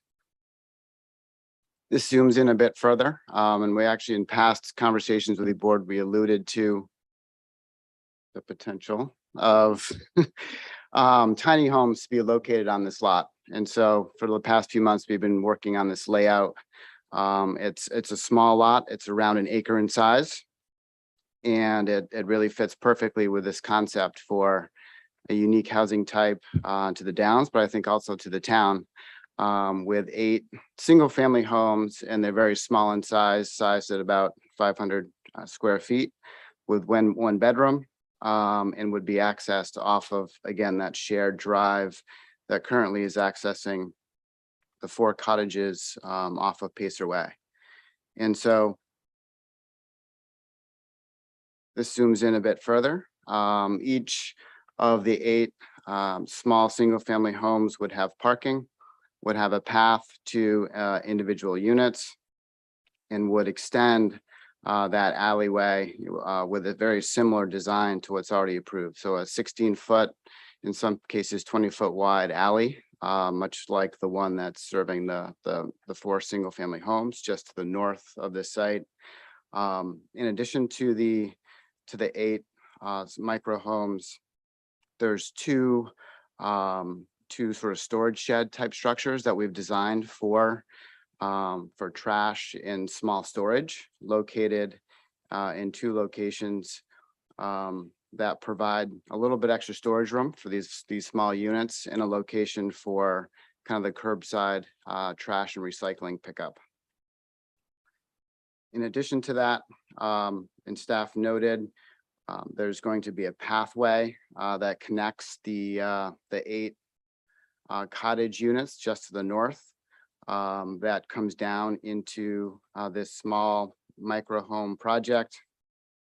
And then, given kind of the nature of this kind of intimate space and a really low kind of traffic use, frankly, with 1-bedroom units, pedestrians would use the drive aisle for access through this kind of quiet micro home neighborhood to get to the trail system that's to the south, down into the gristmill neighborhood and vice versa. Let's see, what other, Drew's gonna touch on the utilities, the grading plan, and the auto turn movements that show fire truck access, and refuse, sanitary pickup, recycling and trash. Though this isn't part of the board's kind of review, given this is a subdivision amendment, we thought it'd be useful to kind of give the board a sense for the character of these micro homes. So this is an image of the front stoop and front corner of these micro homes. They're all going to have a small patio area that's covered, and then you don't see the floor plan with these, but there's going to be a living area, a kitchen, a bath, and a one bedroom. They're oriented on the site plan a bit organically, just so it's not too cookie cutter as you drive down the access drive. Some are oriented directly towards the street and the parking, and the two to the south are actually oriented kind of looking up towards the access drive. I think with that, that's a general overview of the design intent and the layout. I'm gonna have Drew just quickly touch on the utility and grading plans, and then we can answer board questions.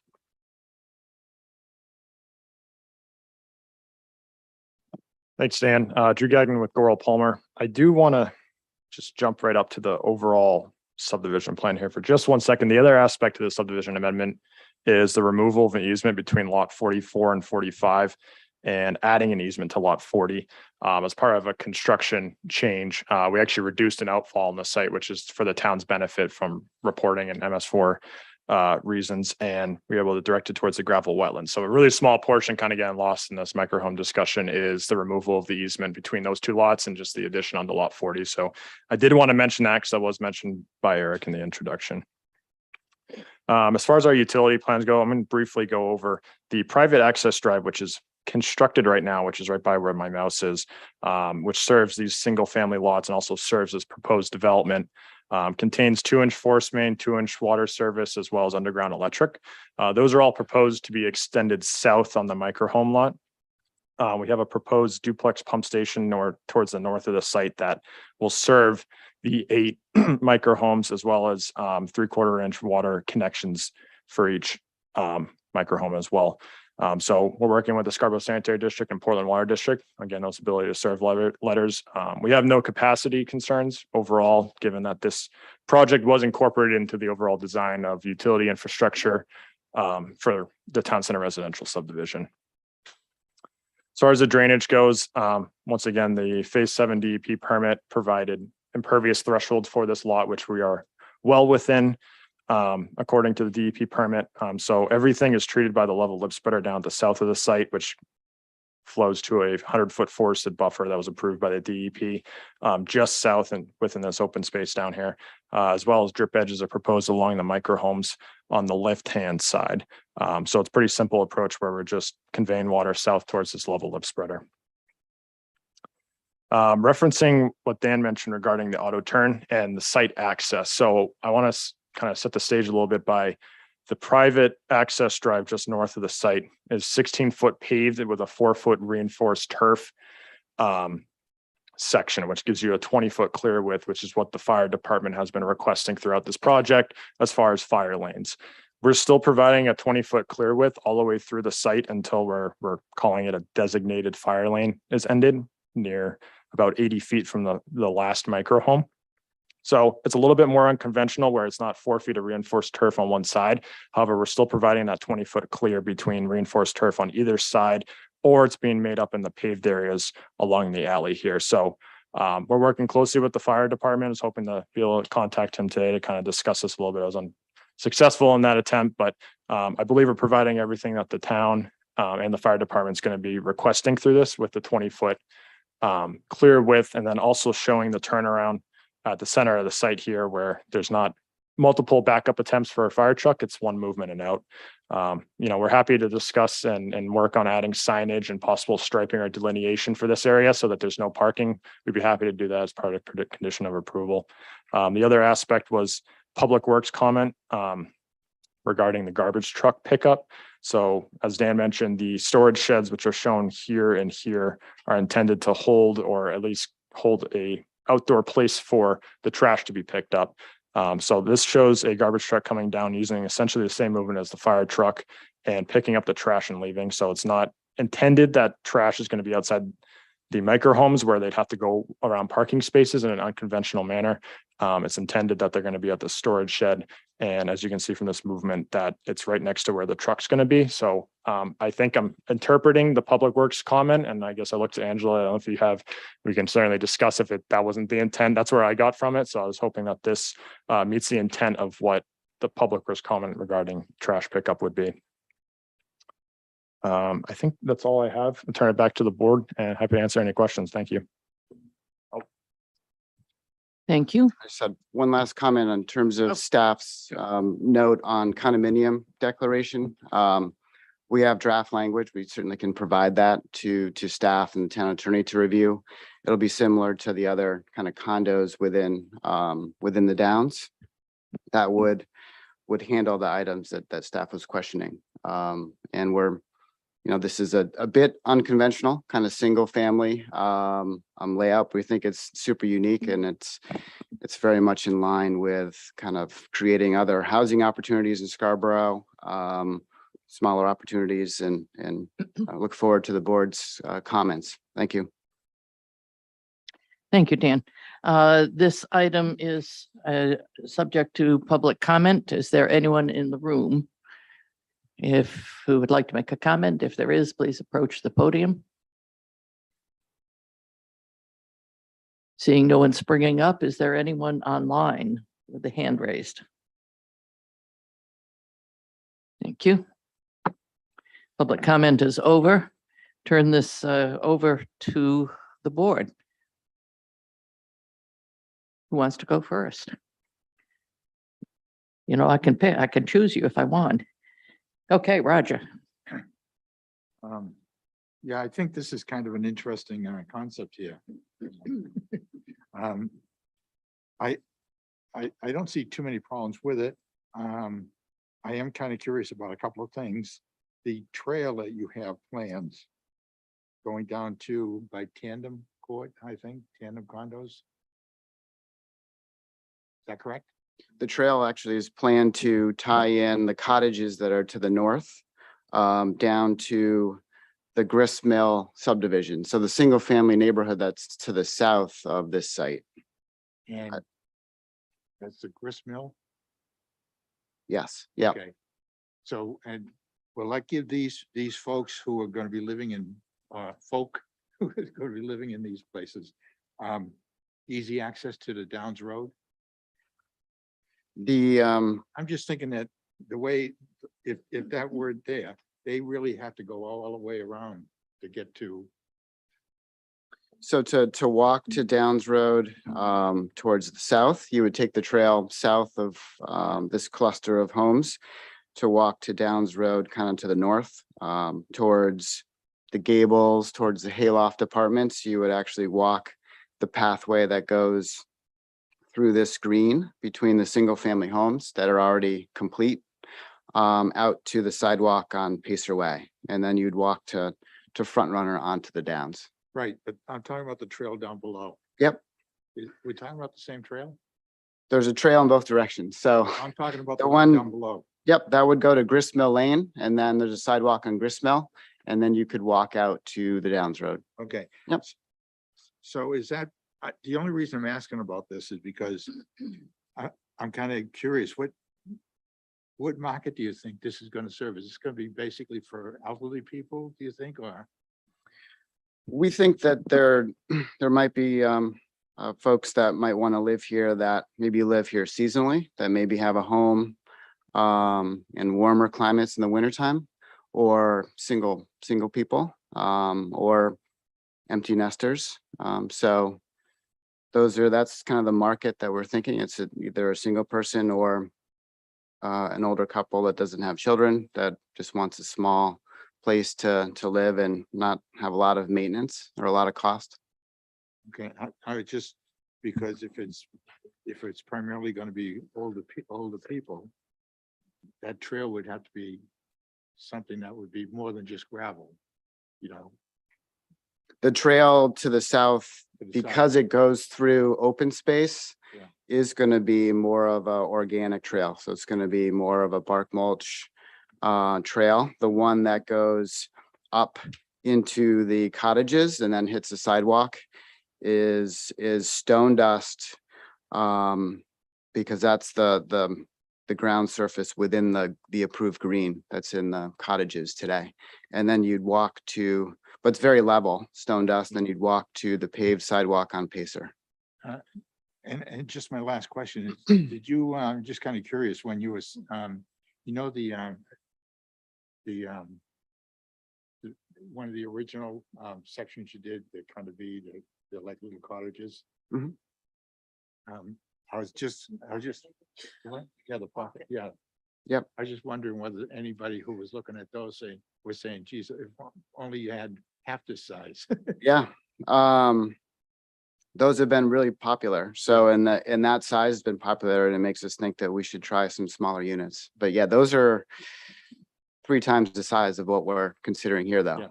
These are only 500 square feet, 525 square feet. A typical 1-bedroom apartment, ones that we're doing and others are often, 575 to 625. So this is smaller than a 1-bedroom apartment, actually. Okay, thank you. Thank you, Roger. Next. Okay, no, Rick raised his hand. On mail, is there a mail pedestal or something located There is. here? I didn't see it on the. It's actually, we're doing them in grouped areas, Rick. So right now, the mail pedestal that serves this entire area is actually in the green of the cottages. So So they would go up there to get they their would go mail. up there, Okay, and so it's included in similarly, there. like houses up Pacer, and the townhouses do the same thing. So Mhm. we have these kind of clustered areas, and then we find that it's also a kind of a community gathering place where people from other parts of the neighborhood can cross paths. Yeah, we've heard that from another Yeah. applicant on another project. How mail is a place where everybody goes and gabs. Yep. Which I can believe. No, I like this layout. I think it makes sense for the lot. It looks like you have a lot of parking spots for the number of dwellings. Mhm. Is there a reason for that number? Are you assuming couples and then they both have a car? We're building in some flexibility for that, or for guests, because there isn't any on-street parking that's directly adjacent. A lot of our other sites, the on-street parking is the guest parking. This is tucked away. So we're providing 2 per unit here. 1.5 is required. So we're just building in an extra 0.5 per unit for guests. Imagine there won't be too many overnight guests there because of size. Probably not big house parties either, but. And they made a comment on the staff comments about the transformers being screened. You'll have that in the landscape. Yeah, You'll we're happy cover all to, that. we can add that. We're happy to do that. It's probably 2. You want to make sure that, it's probably going to have condensers on the outside of these structures. I would suspect, since you're not bringing in natural gas, you're probably going to use some other form of heating and cooling. Yep. So just make sure that, that's pleasing to the eye. But I think it's a good use of the lot, and I think it does serve a certain population. I know there's a big, several of them going up down south of Scarborough on Route 1. Saco, yeah. Yeah, and those look pretty attractive. Nice work. Great, thank you. That's all I have. All right, now I'll take Jen.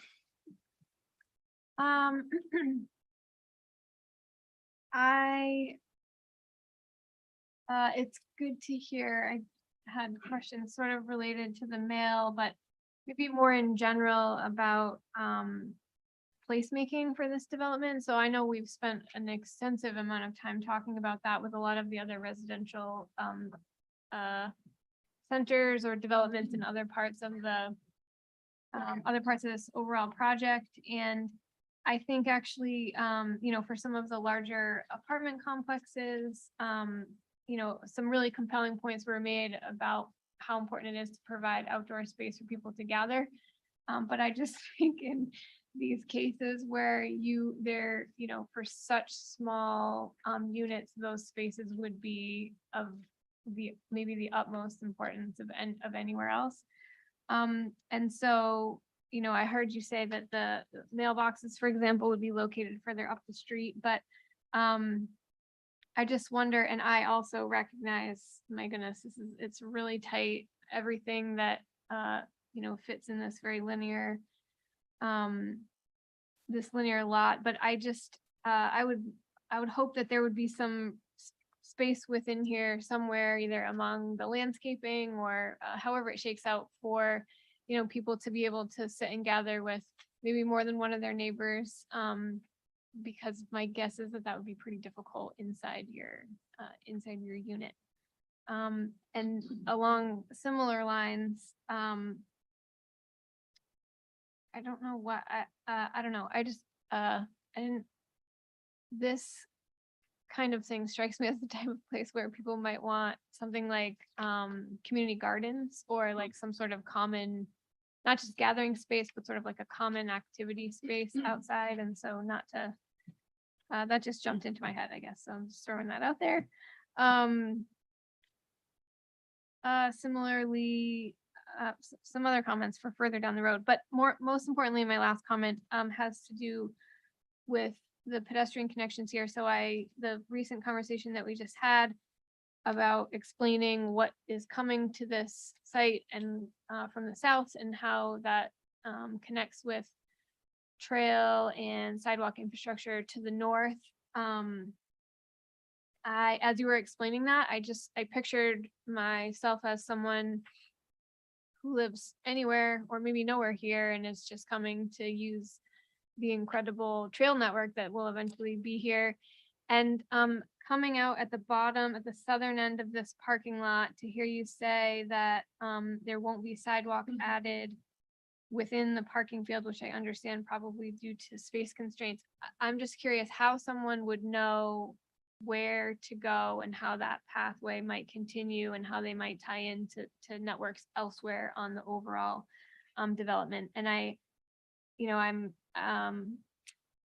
know, there's probably a couple different ways to do that, maybe signage, but maybe even just like a material choice, or maybe you could double up on the, the 4-foot extra space that you were talking about earlier, Drew, that's utilized, that's sort of available there for fire access if it was needed, but maybe that could serve as some sort of pedestrian connection as well, or a different material choice even. So something along those lines. I just think the overall connectivity, I wouldn't want this little section to be a break in that, because I think you're doing a good job at including that in all the different sites and tailoring it specifically for those. Some are natural organic trails and others are sort of much more formalized sidewalks. And so that's something that I think would be great to have moving forward. Yeah, we're actually still working on our kind of our trail wayfinding signs. So I think that we can certainly incorporate that sort of at the gateways, if you will. So it's clear that this is a continuation.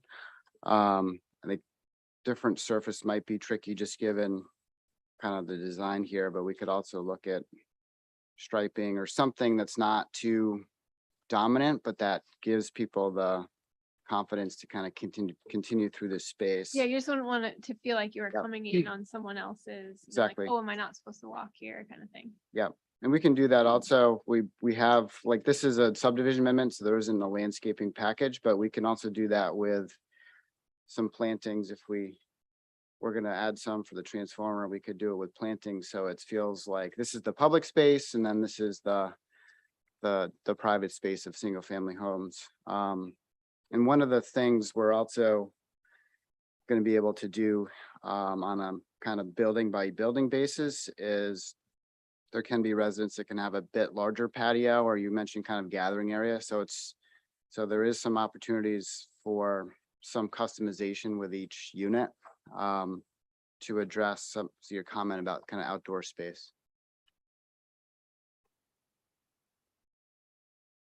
Thank you. Karen?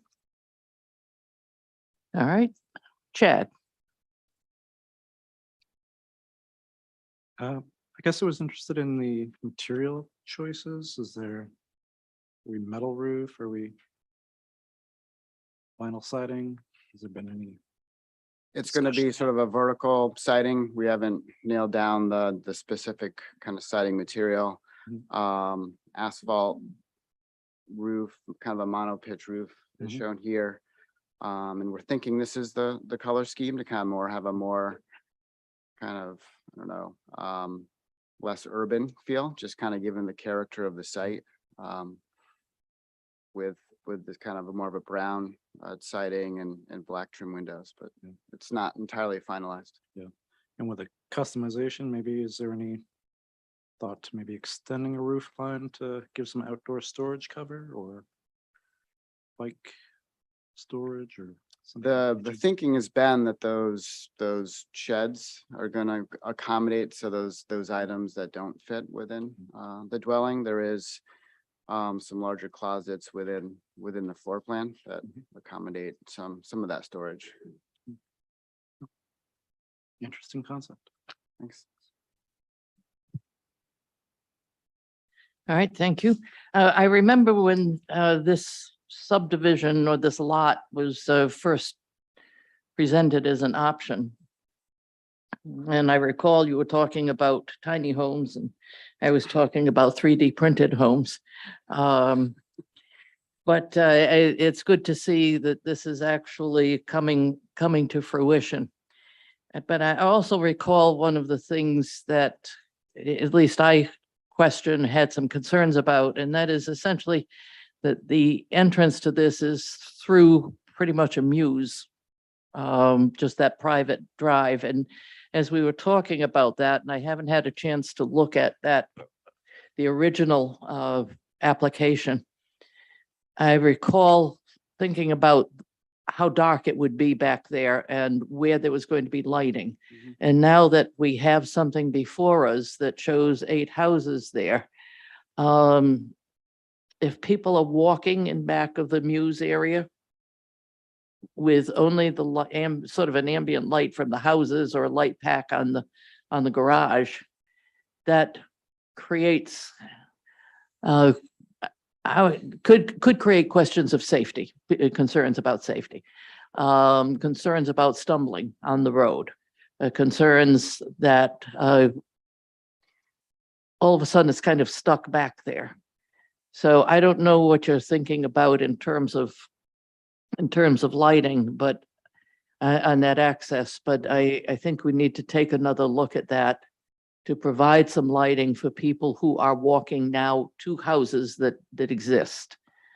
Not just driving, but there are going to be people who are walking from the common area, the green area, and into this development. My question is, are these affordable or workforce housing?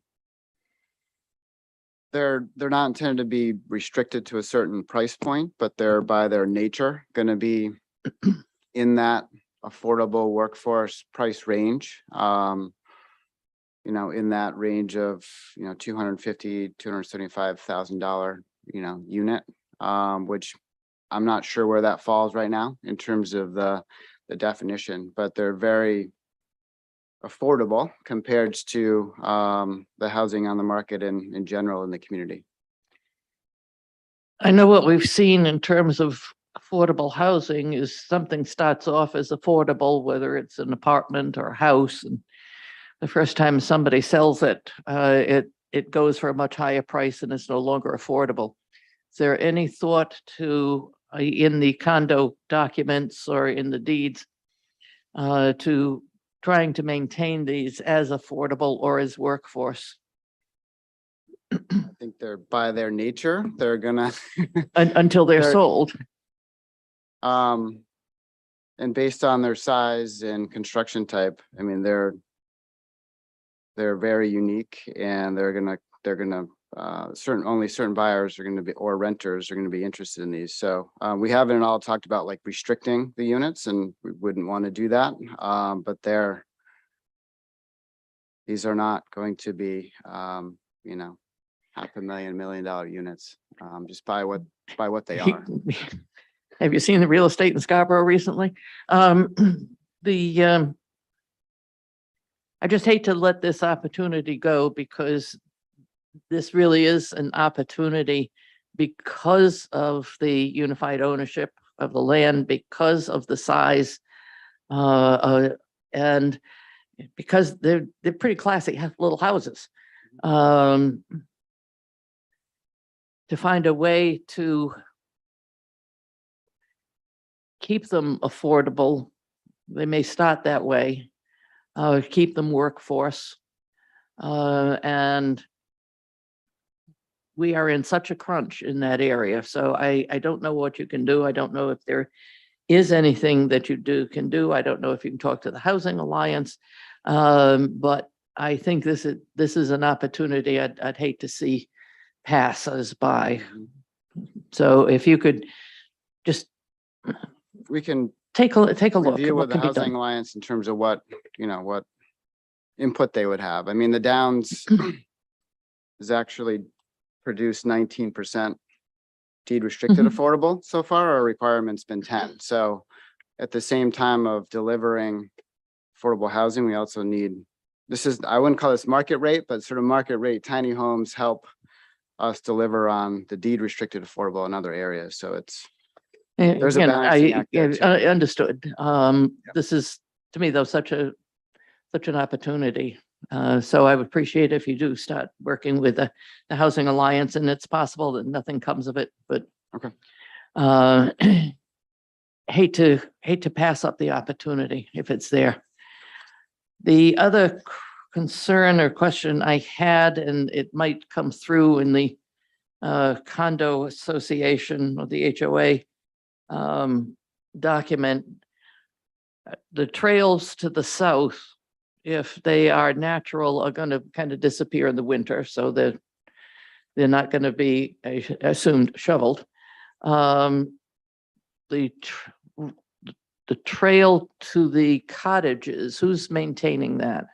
So there's actually a larger association that maintains trail walkways. It's more than a trail, that are used by more than one specific association. So that'll be maintained in the wintertime. All right, and the road in back of the cottage houses that people are driving down or could be walking on, is that the same thing? Yeah, that's the same thing. So there's a larger association that takes care of all of the shared alleyways that aren't maintained by the town. Okay, So that'll be cleared in concert with this area, maintained. what precisely is the heating in these houses?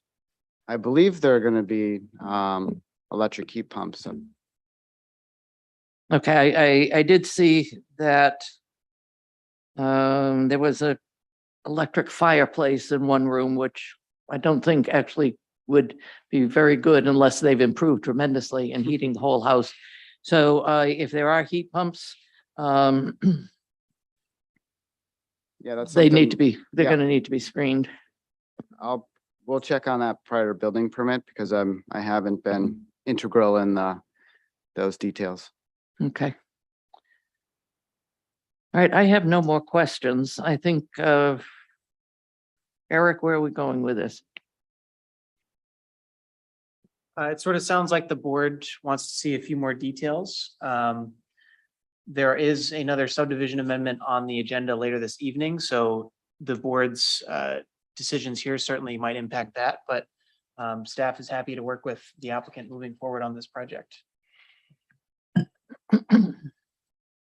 And we don't have a draft motion at this time. Yeah, I know. Scrambling through looking for one. No, I remember that we don't. All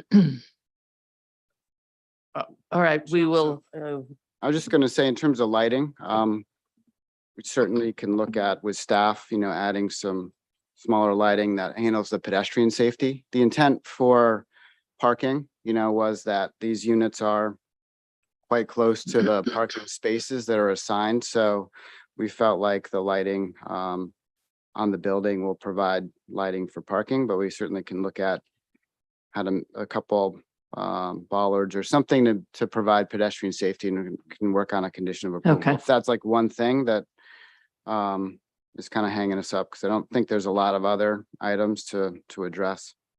No, I think I didn't expect 36.5 foot lighting poles. But We're not requesting a waiver. but the bollards would be helpful. I don't know if you considered it, but I actually like Jen's suggestion on if there's any space for a couple of gardens, community garden areas, raised beds. That creates a neighborhood, and as small as this place is, I think the more you can invite people together, the more effective it's going to be, and the more people are going to like it there.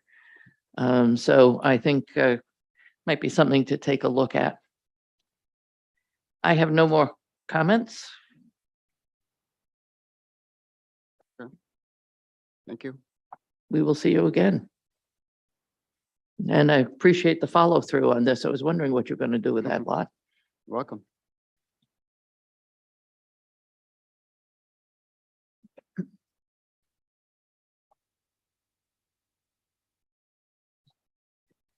Number 10, Atlantic House Condominium Association requests a site plan amendment review for replacement of an existing pool house at Atlantic House Condominiums. The property is located on Atlantic Drive and further identified as Assessors Map R102, Lot 26.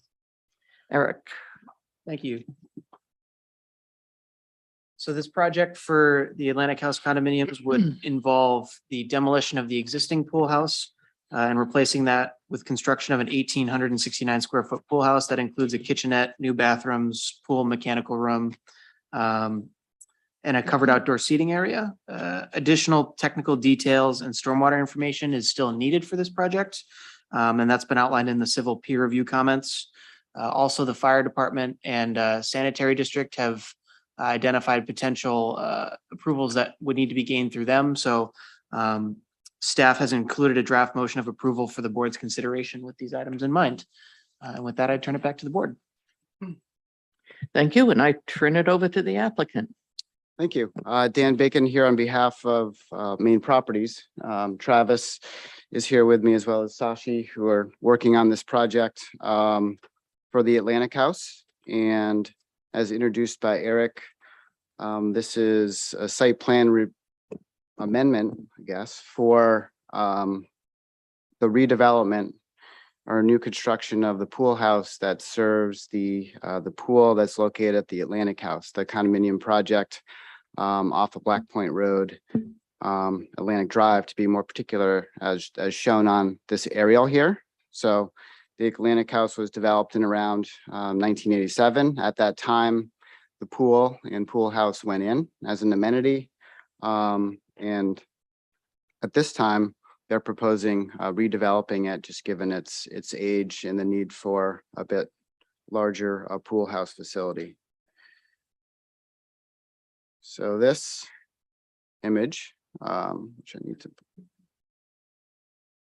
blow up here to make it easier to see, is the limits of the existing building and small patio area and surroundings that is the subject of review. And this is the proposed conditions. So the existing pool house is about 624 square feet. It's located in the same location as the new pool house. And what's proposed is an 1,800 square foot plus or minus pool house that is really to be sized to accommodate current activities, to have larger bathrooms, a kitchen area, a covered patio to serve this site.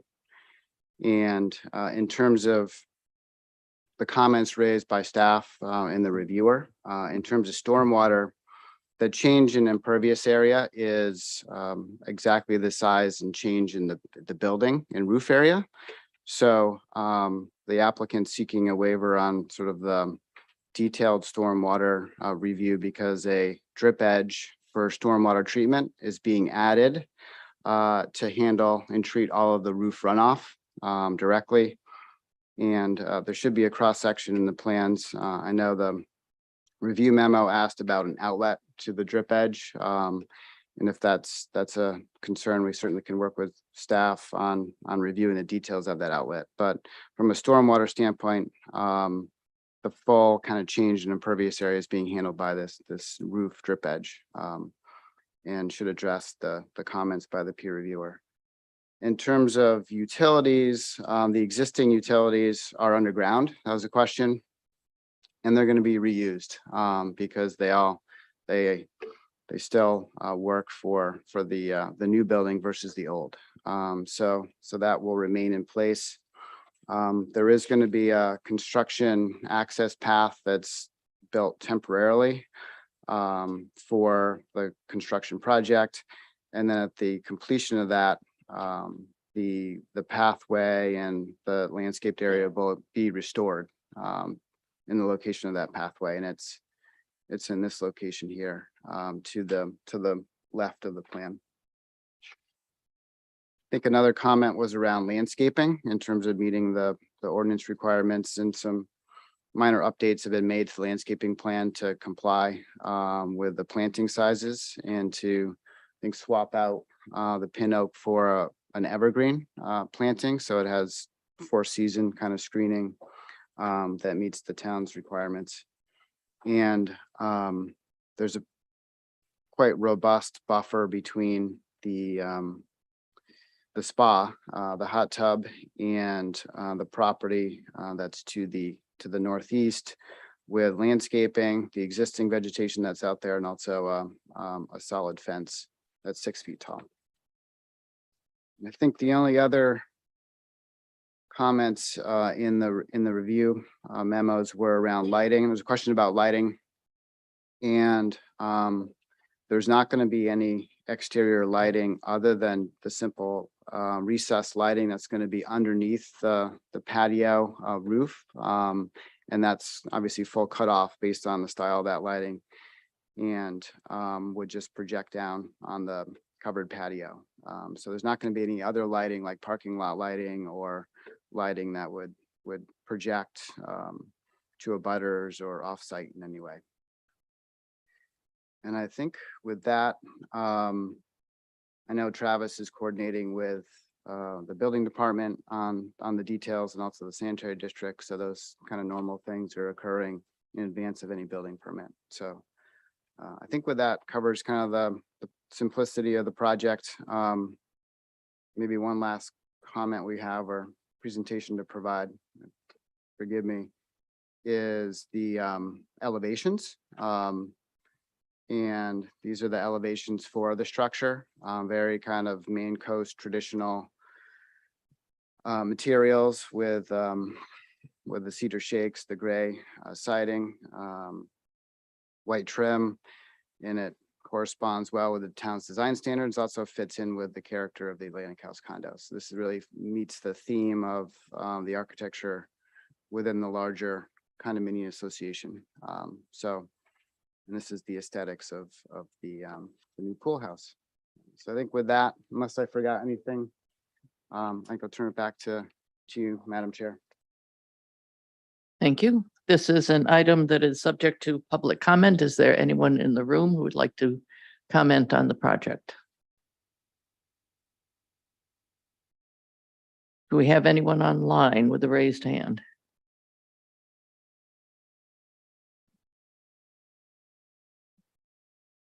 All right, when you come on, please state your name and your address.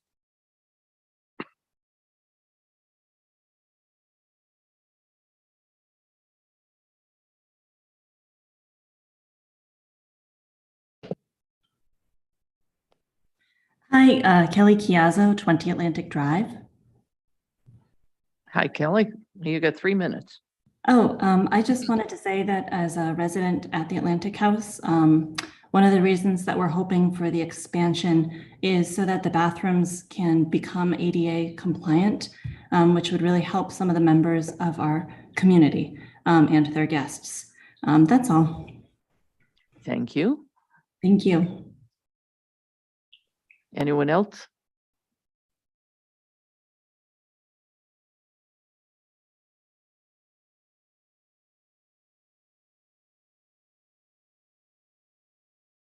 No one else? Public comment period is over. Just for the purposes of the board, this kind of fell in between an administrative review by staff and a review by the board. I recommended it and decided to take it to the board for a couple of reasons. Simply because, first of all, it's in the shoreland zoning. And next, because there was the addition of a kitchen, which changes possibly which creates a different sort of building there.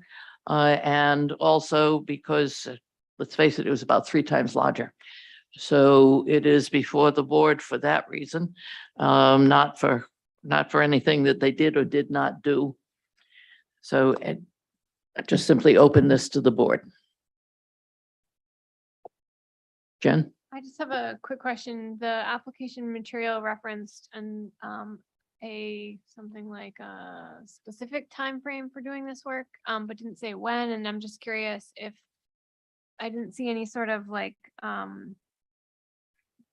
construction fencing or like routing around it such that is it apt to happen at the same time people are still using the pool or just totally off season? No, it's going to be constructed.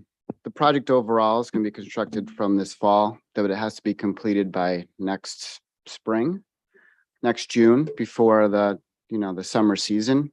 The phasing of construction is that because the pool house is in between access and the pool itself, the pool house actually is removed in order for the pool and the surrounding patio to be built. So that happens first. Then the pool house happens after that activity. But in order to complete the entire project in those phases in the time frame, it's critical that they start this fall. Thanks. That's all I have. Anyone else? Karen? So they're in the shoreland zone and it's saying that all new development within the shoreland zone has to mitigate, the stormwater runoff. And I thought you said waiver in regards to, is it like creating a stormwater treatment plan or a plan? Because then you're saying we're putting on a drip edge on the roof and that is to mitigate this, is that correct? I'm not being clear. It says that there are requirements that need to be met for the standard. Is putting a drip edge meeting that requirement? I'll speak to that. So the overall project area increases the amount of impervious area by about 1,000 square feet. And the drip edge provides stormwater treatment of that additional 1,000 square feet because what's being added is roof area and the roof drains into the drip edge and that provides treatment of stormwater. So we're not seeking a waiver for treating the stormwater where the runoff we're adding. We're just seeking a waiver of running these calculations that are typically more driven around pavement and the management of stormwater off of pavement. Thank you. Thank you. Chad?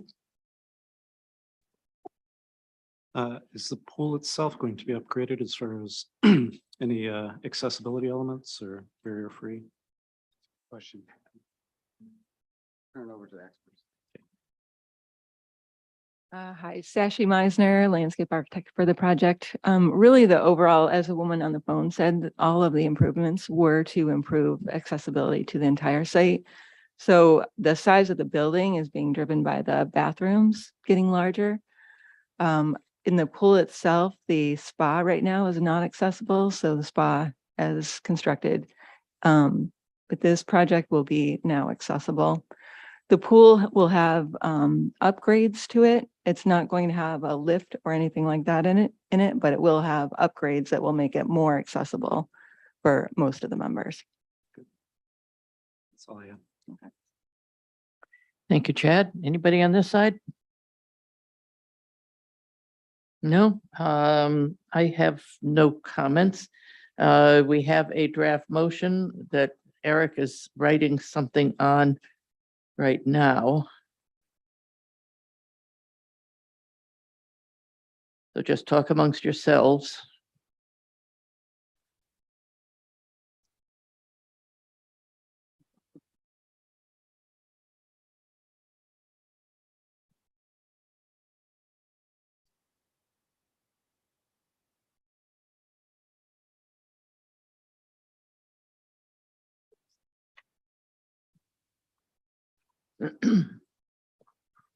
I move to approve the project titled Atlantic House proposed by Atlantic House Condominium Association as depicted on the plan set prepared by Sashi Misner, Landscape Architects, dated 8/8/22, with the following findings and conditions. Findings: the project involves construction of an 1,869 square foot pool house and renovation of the existing pool. The project would involve demolition of the existing 600 plus or minus square foot pool house and replacing it with a larger pool house with a kitchenette, restrooms, and a covered patio. The area will be expanded to accommodate the new pool house. The area that will be expanded to accommodate the new pool house is mostly impervious surface, resulting in minimal additional impervious area. Waiver, section 4(6), to provide a stormwater management plan. Conditions: number one, prior to the issuance of a building permit, the applicant shall A, work with the fire department on any necessary safety upgrades for the kitchenette. B, address all staff comments dated 8/29/22 and peer review comments dated 8/25/22. C, obtain necessary approvals from the Scarborough Sanitary District. 2, all site work must be performed by a Maine DEP certified contractor. 3, prior to the start of construction, a pre-construction meeting is required. The meeting shall include appropriate town staff, the developer and their site contractor, and is to be coordinated through the planning department. All plan modifications are to be completed prior to scheduling the pre-construction meeting. Is there a second? Second. Seconded by Roger Beely. Doreen? Roger Beely, Yes. Jennifer Ladd, Yes. Rick King, Yes. Rachel Hendrickson. Yes, Karen Shu. Yes. thank you. Thank you very much.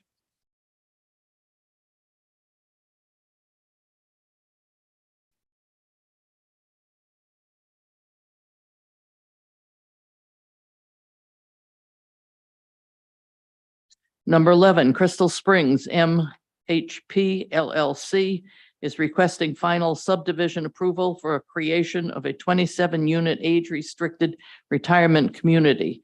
The property is located on Crystal Lane and further identified as Assessors Map R3, Lot 6A. Eric? Thank you. So Crystal Springs MHP LLC is in front of the planning board with a subdivision application for 27 age-restricted units. As Rachel had mentioned, the board conducted a site walk on August 13th and previously discussed lighting and sidewalks for the development. Staff's remaining concerns relate to the lack of separation between the development and wetland areas on the site. The board may want to consider as a condition of approval for the project to further this natural resource, consider such buffering as a condition of approval for the project to further protect the natural resources.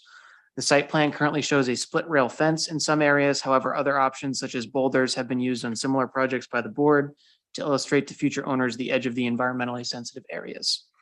Staff recommends that this treatment be extended along the rear of the units adjacent to the wetlands. And with that, we have provided a draft motion for the board's consideration. And with that, I'd turn it back to the board. And I turn it over to the applicant. Thank you. Jason Haskell with DM Roma Consulting Engineers, here on behalf of Crystal Springs MHP LLC on the Crystal Spring Estates Retirement Community. As Eric said, it's a 27 single-family age-restricted development. The development is served by an existing community well, which everyone saw during the site walk. There was underground power and a community septic system. We have recently received approval from Maine DHHS on the engineered wastewater system.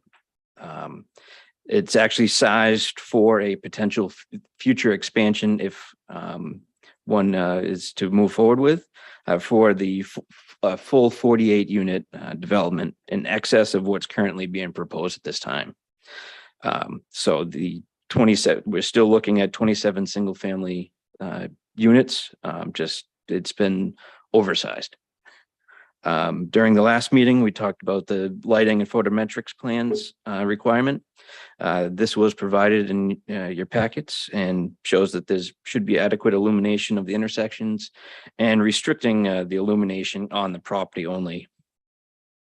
We also discussed the need for sidewalks. We still believe the sidewalks are not necessary amenity to the project. They would be extremely close to the units and their walkways, leaving only 4 to 5 feet of lawn between the two walkways. As we've also discussed in the past, there are low levels of traffic in this rural setting. And is also our understanding that the current and future unit owners would not be in favor of them either. We recently received comments from staff. They would prefer a property management agreement indicating that all grass clippings will need to be disposed of off-site. We have no problem with preparing the agreement, and a copy will be provided to staff once it's executed. A note has also been added to the plan indicating the requirement as suggested by staff.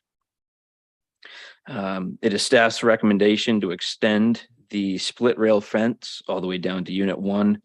The applicant has discussed this with the current and future unit owners, actually this past weekend. And there was strong opposition to putting some type of a fence behind there between the toe of slope and the edge of the wetlands. I understand that the board has received 2 emails from the unit owners indicating their frustration with the fencing. It would require disturbance of their backyards to install and would obstruct their view as little as it may be of the meadow, primarily along the back of the units along May Meadow Circle. We are proposing that we install placards along the edge of the preserved wetlands, indicating that there should be no further disturbance of the wetland without the need of a fence or any other obstructions. Also, what we could do is amend the park regulations to indicate the protection of the wetlands and why they need to be protected. We hope that we can discuss this tonight and come to some type of resolution. We also received a comment from the peer review engineering firm, Woodard & Curran, the detail of one of the outlet control structures on the pond was cut off, and this detail will be adjusted and submitted to staff shortly. We're hoping tonight to discuss the revisions to the project and the relatively small revisions we made and to work with staff on that.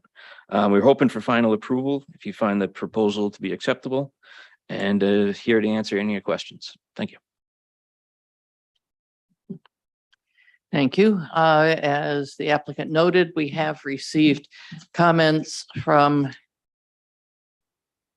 2 sets of folks, Robert and Cheryl Jalbert, and Andrea and Philip Doria.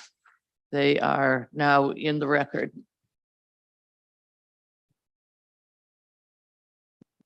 This item is subject to additional public comment. Is there anyone in the room that would care to comment? If so, please approach the podium. Seeing none, do we have anyone online with a raised hand? We do not. Public comment is over, and I'm going to turn this to the board. Who would like to go first? Such a bunch of shy people tonight. Okay, Rick Meinking. I found, first, thank you for hosting a site visit. I found it very helpful and it was impactful for me to see it. I will defer to others if they're adamantly wishing a sidewalk go in there, but I do not feel like a sidewalk is needed at this point. So I think that was the benefit for me to go out there. I appreciate the pathway that you've created through the area so that there is a way for the tenants or the occupants there to have a nice nature walk, if you will. I think I'm okay with not putting a fence in that area because of the way I saw it. It was so thick that I wouldn't go in there for the fact that the ticks would eat me alive. But some language in the rules and regulations would probably keep it protected. But I think it's a nice neighborhood. How are you making out on the mailbox scenario? Right now, the mailboxes are, there's the existing boxes that are out there right now. Once the, I guess I keep calling it a maintenance shed, but it's turned into more than that with the mailboxes being built in there. How are they getting mail today? Because that mailbox looks like it was blown up in the Ukrainian war. Yeah, that's where. They're getting their mail in those getting their mail boxes? there, yeah. Really? It's Okay, well, it's been hit a few times. I sure hope there's some resolution to that issue for you guys. Oh, I'm hoping. But that's all I have. I think it's a good project. I don't call it a mobile home park. I just cannot bring myself to call it a mobile home park anymore. It's a manufactured housing area, and I think the housing looks great. And no further comments, Madam Chair. Thank you. Any other board comments? Jen? Just one, I unfortunately wasn't able to join the site walk, but I did notice on the plans that the trail that you have identified, it says references the detail, but it didn't seem like there was a detail provided for trail construction. So I'm not, if that's in already, then maybe it doesn't matter. But if it's something that you're going to be constructing at a later date, it can be helpful for the town to just have a record of what the detail for that. Yep, I believe there was a detail on the actual detail sheet. Okay. I didn't But see it. if not, then what it's going to be is pretty much what it's already been done. It's about a 6 foot wide natural trail. The only thing that was done to it was to cut down or trim out any, not to disturb the ground is really what it was. There's no ground improvements. It's more to give a walking path. Okay. All right. And then that's helpful. Sorry, I'm still looking for it. And then lastly, I noticed that it also crosses Crystal Lane, the trail. And so I would just suggest perhaps putting in pedestrian signage there, maybe. Okay, if there's yep, gonna be people that makes a crossing. lot of sense. That's all I have. There we go. Any other member of the board? Comments? No, I would just say I don't think a fence is necessary, and I agree that I think putting language in the rules and regulations, just maybe kind of put it in language in writing for the residents to understand they're not supposed to go there, I think is sufficient enough. Judd? Appreciated the site walk, and I have no other comments. Great, thank you. Okay, let's address the fence. The fact is that we require it routinely. It is actually basically in the ordinances that require some sort of a delineation. In the past, we have had split rail fences. We have had boulders, decorative boulders or just plain big ones on each corner. That says basically, don't do anything past this line.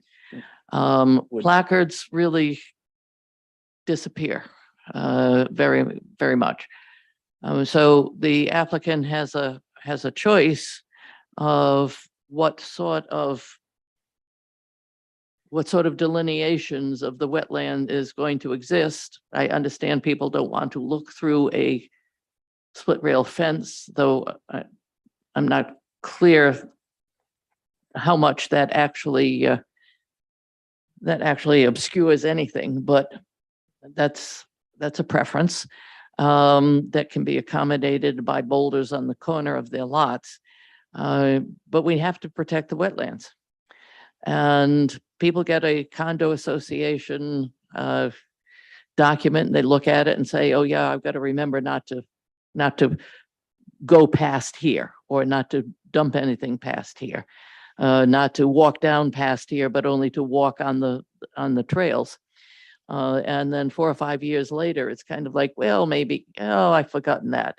And people start encroaching. And Scarborough is very much about protecting wetlands. So I would suggest that you think about boulders as an alternative. If you're willing to agree to that right now, I do have a draft motion.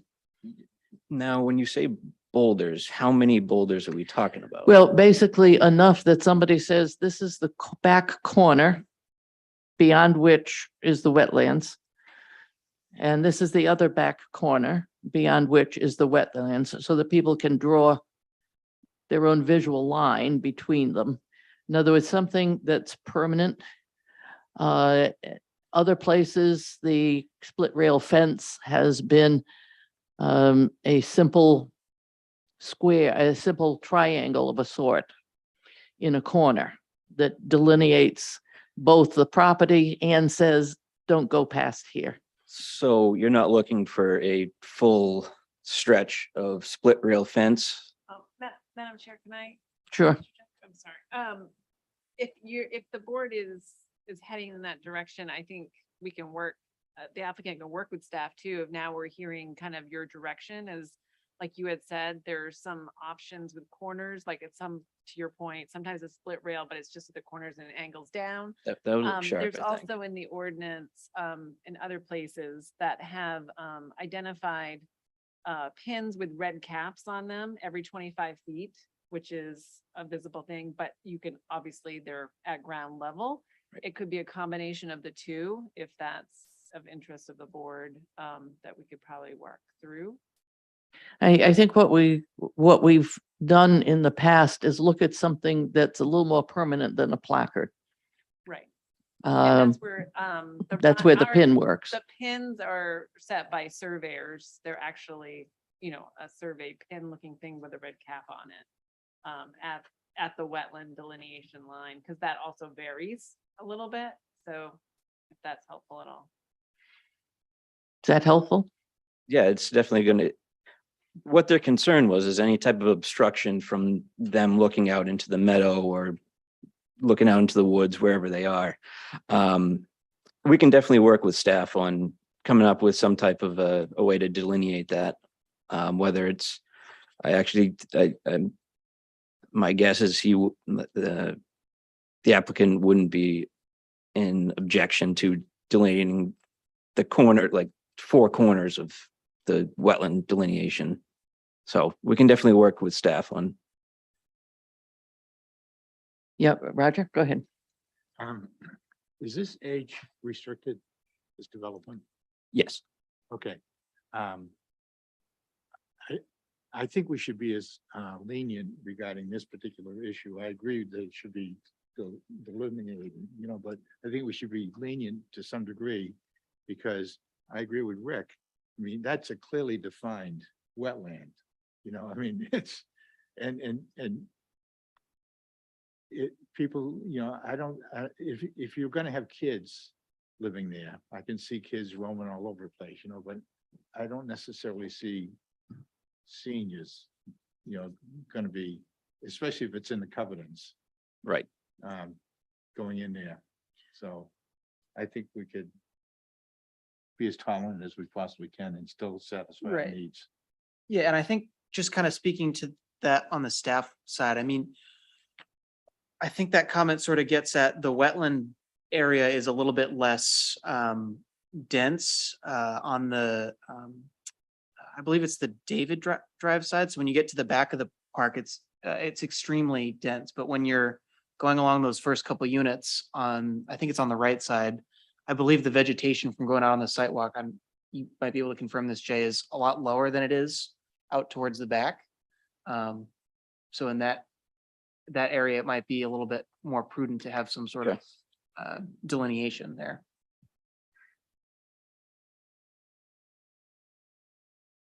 Yeah, we can come up with something that kind of clearly defines it, but doesn't go over the top of saying that like a, you know, a chain link fence and barbed wire. Well, we don't, if you have a chain link fence, you have to have it painted black or have right. covered with plastic. So I'm assuming that somebody would object to that.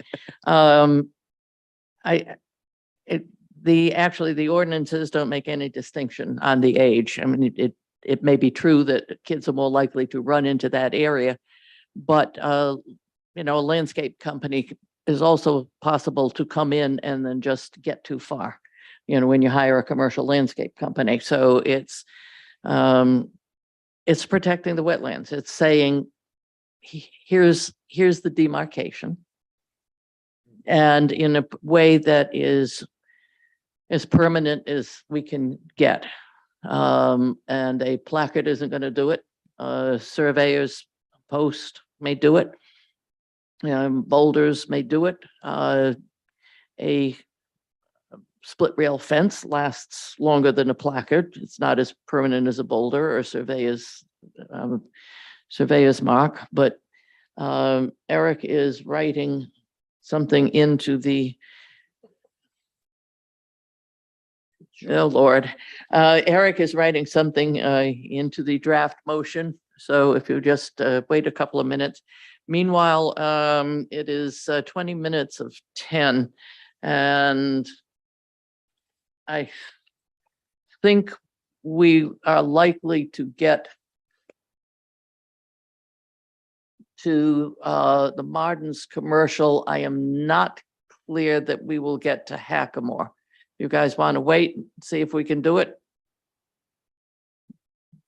Nobody jumped up? I'm gonna wait. All right.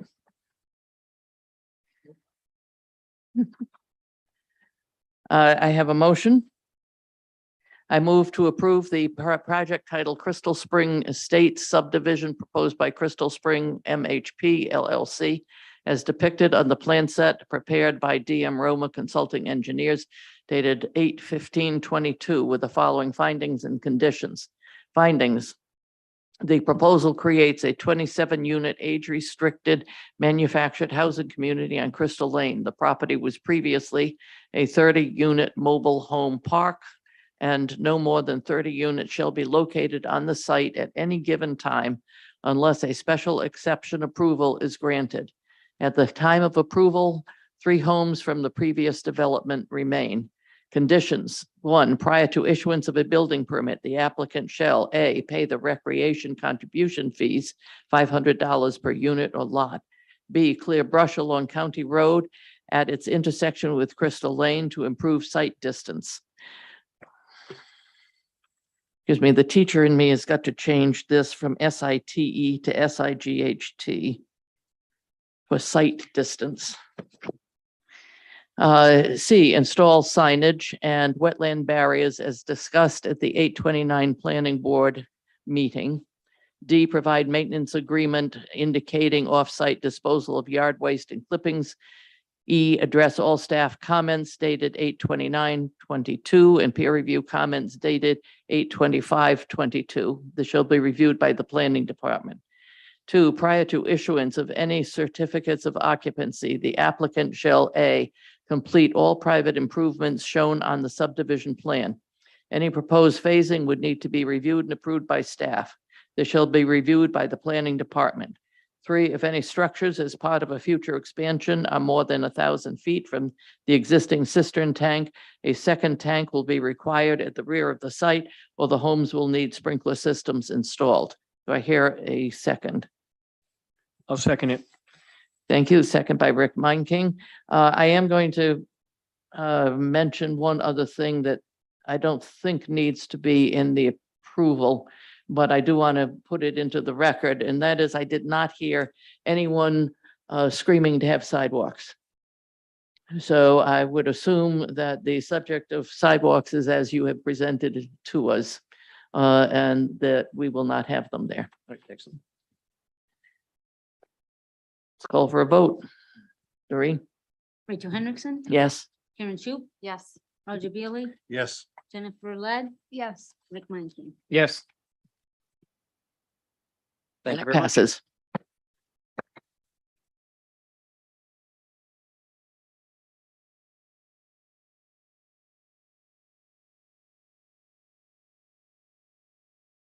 Item number 12, Jake Brown, HVAC requests a site plan review for development of a contractor business retail space at 754 US Route 1, Assessors Map U29, Lot 2. Eric? Thank you. Jake Brown, HVAC is currently in front of the planning board for the second time with a site plan review. It would involve establishment and construction of a contractor business at 754 US Route 1, right at the Saco city line. The project would involve construction of a 2016 square foot building, parking, stormwater infrastructure to support the business. At the previous site plan review meeting back in, I guess that was 3 weeks ago in August, staff recommended that the applicant provide a stormwater facility access be provided. The applicant has addressed staff's comments with respect to this and some other smaller items. And with that in mind, staff has prepared a draft motion for the board's consideration. And with that, I turn it back to you, Madam Chair. Thank you, and I turn it to the applicant. Thank you. My name is Austin Fagan. I'm here with BH2M representing JJ Brown Investments LLC. As Eric stated, this is for the proposed contractor office and retail space at 754 US Route 1. Keep it short and sweet for you tonight. Since the last time you saw us in August, we've provided staff and the board with additional updated lighting specs, a roadway impact fee analysis, which staff and the review engineer would like us to have a formal traffic analysis done. I believe it was put in the memo that they believe that this can be worked out with staff. So we're hoping that that can be part of the conditions of approval tonight. The stormwater model has been updated to reflect the changes that were made, and updated lighting plans from Visible Light were provided for the photometrics that were asked for. The only outstanding staff review comment and review engineer comment that we had were for the formal road impact fee analysis. We'd be happy to work with staff on that to get a number locked down that works for everybody. And with that being said, I'd be happy to answer any questions that the board has. Thank you. Thank you. This is an item that it's subject to a public comment period. Is there anyone in the room that would like to make a comment? There are fewer and fewer people sitting back there. Is there anybody online, Angela? No one left online? I assume that there is no one who's going to make a comment on this. Comment period is over. Turn it to the board. I'm not going to call on anyone. I'm just going to stare at you and see who wants to say something or not say something. Roger? Yeah, I'm fine with everything. Thank you. All right, short and sweet. Anybody else want to make it short and sweet? Jen? I have a question, and I apologize if I missed this from prior submissions, but given the proximity of this project to the Saco town line, are there any be subject to any SACO trip generate, like, traffic impact fees or any other offsite mitigation? Nope, because all of the proposed development will be over the Scarborough line, they don't have any jurisdiction over this. We did have a site plan. This lot was originally split from a larger lot. The other lot has been approved for development. This didn't come into question with their planning board whatsoever during that process, so I don't foresee any issues with that. I think that's all I have. Thank you. Thank you. Anyone else? Just one, madam. Can All you right. just confirm that the lighting will be 3000 K for your color temp for the dark sky? Yes, I believe it is spec'd on that plan as 4,000, but I can have that updated to say 3,000. Thank you. You're welcome. That's all I have. Thank you. And I also have no questions or no comments. You provided us with what we needed from the last time. So I have a draft motion. I move to approve the project titled Jake Brown HVAC proposed by JJ Brown Investments LLC as depicted on the plan set prepared by BH2M dated 8/15/22 with the following findings and conditions. Findings. The proposal would involve construction of a contractor business and retail space at 754 US Route 1. The project would involve construction of a 2,616 square foot building with associated parking and stormwater infrastructure to support the HVAC business. It would be divided into 1,326 square feet of office and garage space and 690 square feet of showroom retail space. Conditions. Prior to the issuance of a building permit, the applicant shall A, submit traffic impact fees for review by the town. B, pay the traffic impact fees. This shall be reviewed and approved by the planning department. 2, any expansion of the business on site is subject to site plan approval. 3, any expansion of the business on site is subject to water system installation to provide sprinklers as a method of fire protection. This shall be determined by the fire department. 4, prior to the issuance of a sign permit, the applicant will provide a final signage plan. This shall be reviewed and approved by the planning department. 5, prior to the start of construction, a pre-construction meeting is required. The meeting shall include appropriate town staff, the developer, and their site contractor, and is to be coordinated through the planning department. All plan modifications are to be completed prior to scheduling the pre-construction meeting. Is there a second? Second. Seconded by Roger Beely. Rachel Doreen? Hendrickson, Yes? Roger Bailey, Yes. Jennifer Led, Yes. Rick Monking, Yes. and Karen. Yes. Thank you. Guess what? Passed. For me. Thank you. Have a good night. Thanks.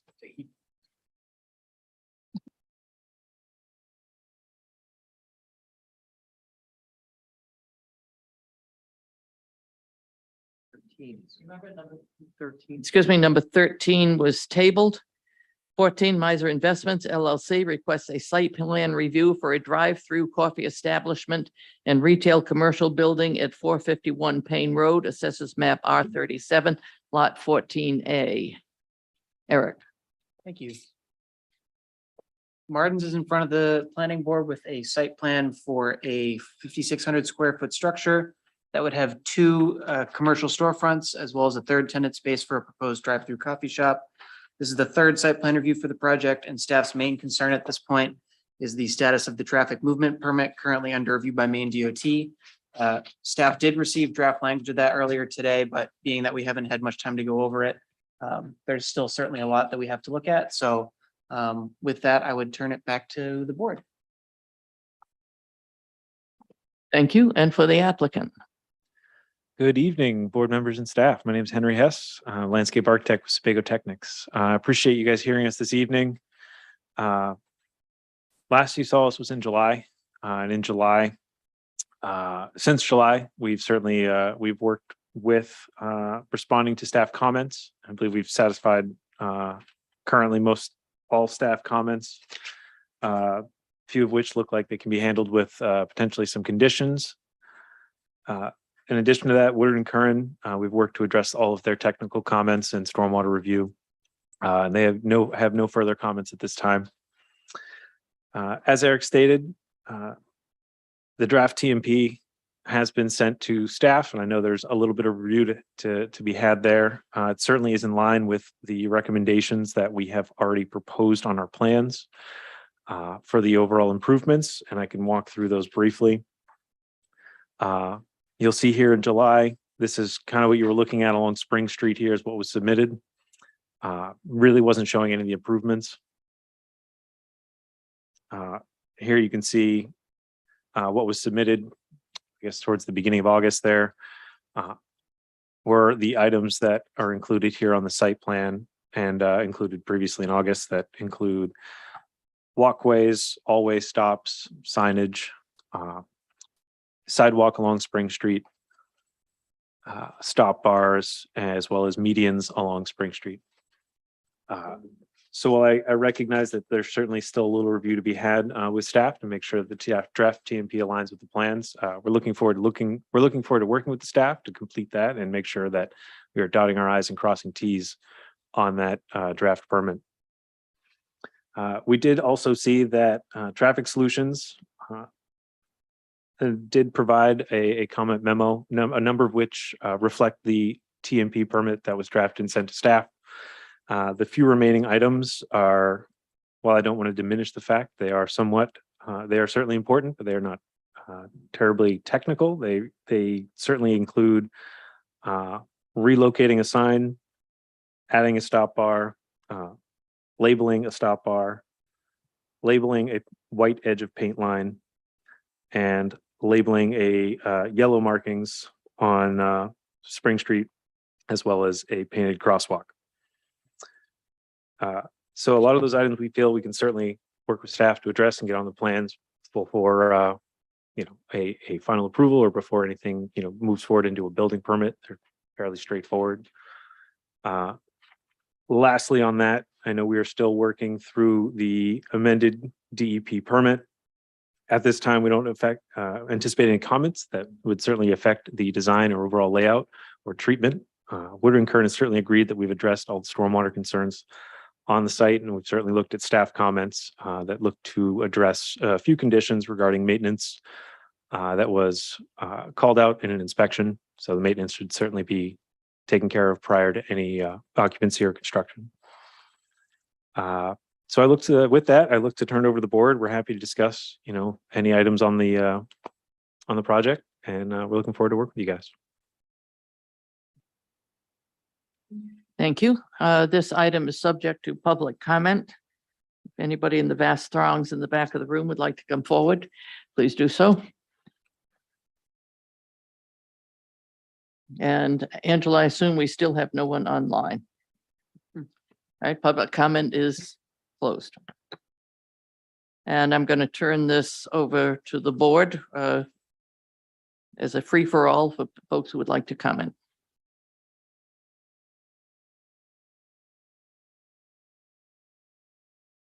Go ahead, Roger.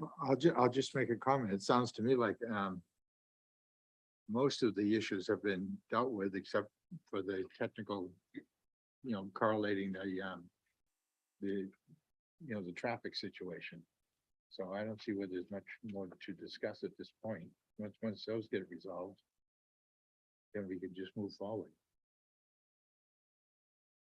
Thank you. Other comments? Jen? I have a couple of questions on this. Obviously, just seeing this for the first time here, but I'm curious why if you can speak to why that crosswalk was shifted back along Spring Street the way that it is. It looks like, am I reading the plans correctly that there is an existing crosswalk across Spring Street there? Mm-hmm. And the proposal is to move it back away from the intersection? Yeah, part of that is keeping a setback for the ramp there to meet the DOT requirements or the DOT request to separate that pedestrian ramp. I believe it's a single ramp right now at the corner, and the goal is to separate the ramps for pedestrians crossing. as well as tuck that crosswalk behind the median, provide kind of a safe island in between. While it is only 4 feet wide, it certainly provides a little safe haven at the mid crossing of the street. Yeah. Um, Sorry, I did change the sheet on you, but it's at the mid conversation. I figured this might show a little bit more detail. that's fine. I understand that. I feel like it's worth mentioning that that location kind of, it just makes me a little concerned for, given the amount of right turning traffic coming out of the Walmart drive that crossing is now tucked even further around the corner, and that's demonstrated in this plan here actually by all of the paint on the crosswalk being gone, which is indicative of a heavy movement. And in conjunction with that, I'm curious about, I have concerns about a four-way stop being real effective here, and I'm not sure where that came from, if that was from the DOT or as part, was that included in your TMP? I believe that was part of the DOT request, yes. I don't know. I just, yeah, do you have any insight on that? Yeah, this is a problematic intersection, actually, and so DOT had a lot of concerns about with the traffic and the added traffic to an already existing situation. So this was one of the, I would say, solutions. Not necessarily a recommendation. It was something that was thrown out there, and then it went up the chain at DOT because this is different. The thing that they came back with is the island piece, because right now it's two lanes, and that was a non-starter for DOT. You can't have a stop bar with obviously the 4 lanes coming into that. That was really problematic. So it was kind of a shot at trying to improve a situation that's not the best right now, in the island. And so I think it's also looking at it to see how this works with the volumes. I don't know necessarily if it's been fully fleshed out, other than it is going to slow traffic down, which might be problematic for some people that are trying to skirt through there very quickly. But it safety ranked higher, I guess, in the DOT's mind over the other. Sure.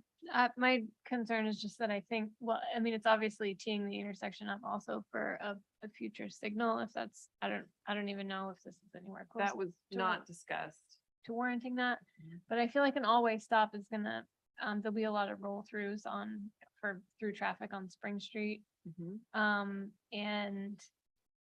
Anyway, other people have looked at this, I guess, but those are immediate concerns or things that jumped out at me. And so I don't know if there's an option for like, plus I actually think that's at grade level. I almost think you could, like something overhead here would be warranted. I don't know if that was even on the table, or like a flashing yellow, flashing red for the store entrances or something like that. But anyway, I don't. So just planning board. I don't know what the options are. So like you said, DOT, we have the draft, but there's still comments that are going back and forth. And one concern I had, I guess, if the planning board was thinking of moving forward tonight, was that there is some language around whether or not they're paying towards a traffic impact fee or performance guarantee. And I think that really should be more fine-tuned and actually put in our local approval is what I would recommend. So I guess the board can weigh in on how that works, as well as just noting that the planning board can go beyond what the DOT is requiring in that case. If it's additional signage even or anything like that, we can talk through that. But the DOT is very clear on that certain concerns that we have locally, that it can be addressed through the planning board. And I think they expect those kind of things to be addressed through the planning board. So it's definitely worth a conversation. It doesn't surprise me to hear that this is a problematic intersection from a crash standpoint, but that treatment, I feel like, I'm not sure it'll have the intended outcome in terms of safety improvements, and I would just want to make sure we're not moving like one problem to a different category. Because, you know, if you, this is, this is offsite for you guys and for this development, but as soon as they're done, this is the town's responsibility and shared responsibility with DOT. And so I just want to make sure we're all on board with what we're getting here.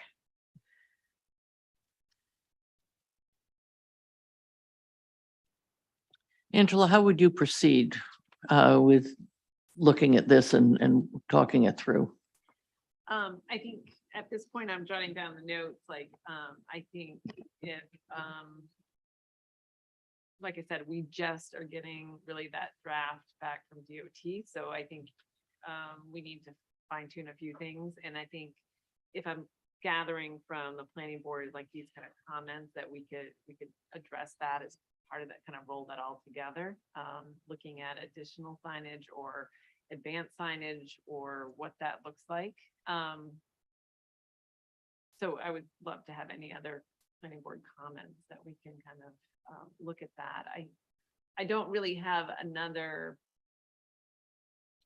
recommendation trying to figure out how to solve the problem out there. Like you said, it's just a matter of I think coming out of Walmart, I think it's almost people thinking it's an extension of their driveway, which it's not. And you're coming into some volumes on Spring Street that are just trying to get really through Scarborough, right? They're just trying to, I mean, that's a bypass trying to get probably out to Westbrook. So I think the combination of those two kind of not the best situation, but making people stop probably would be helpful, slow them down, and maybe it doesn't become the cut through it is today. It's other options. So if there's any other thoughts on, you know, how to make that, maybe make that not as attractive, right, to cut through that way. It's not a bad thing. The other thing, just looking at that, actually, I don't know, I'm trying to pull it up, but my computer's slow too.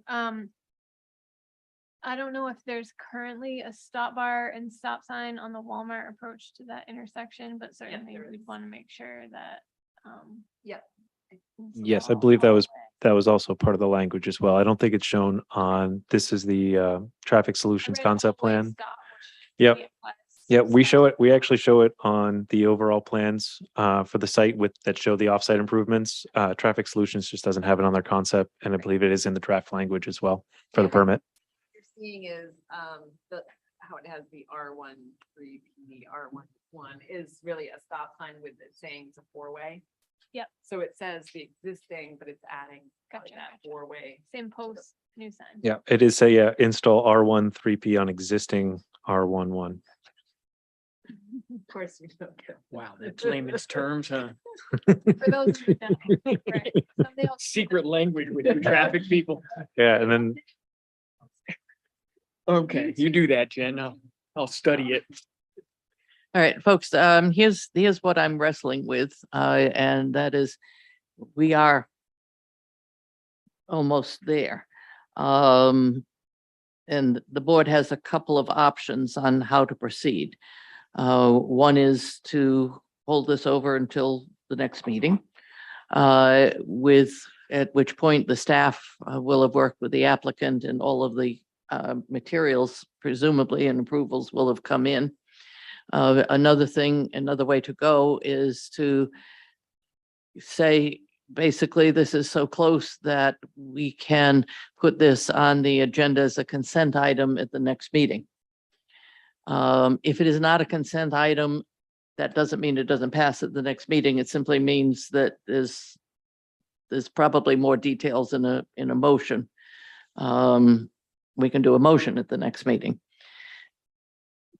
Consent item, so I'm trying to figure out if it's ready, if it's ready for a consent item, or which puts it at the beginning of the agenda next time, or we simply want to see it, understanding that there's a lot of conversations that are going to be taking place between the staff and the applicant, and that both the staff and the applicant are in pretty much agreement. It's just a case of ironing out some stuff. So as I said, I'm struggling with which way to go and which way to recommend. So I'm gonna look at Angela and put her on the spot again. Yeah, that's, well, it's gonna be Angela or Eric. I had a choice here. I was already looking at Angela. Madam Chair, may I offer something if You you'll may, and then I'm allow? gonna ask Angela to offer something. Thank you. Could I ask the board if what we're looking at here for kind of wrapping this up is really just the off-site mitigation there through the traffic permit? And just kind of working with staff to solve some of those, whether it's some signage or making sure that, again, staff is in agreement with what's been drafted in that TMP language? Or are there a number of other outstanding comments on site that should also be reviewed and need to go through process with staff as well? My assumption is it's the off-site that's really holding it up. Is that everyone's assumption? Yeah, it's the off-site. So Angela, can that be handled? I guess, what I would recommend, like I said, there is some language that I would like in the TMP, to your point, fine tuned that becomes part of the local approval. So I guess if you were gonna ask me that, I think it would be ready for a consent item at the next meeting. Just so that we can draft up a motion, that it would also give the board an opportunity, to Jen's point, if she saw, well, if you guys only added one more sign, and then she'd have that opportunity to do that. You know what I mean? To have, because it's kind of getting thrown at us too. I know we've been talking about it for so long. That's why the onsite is set, is because we've talked through so much of it.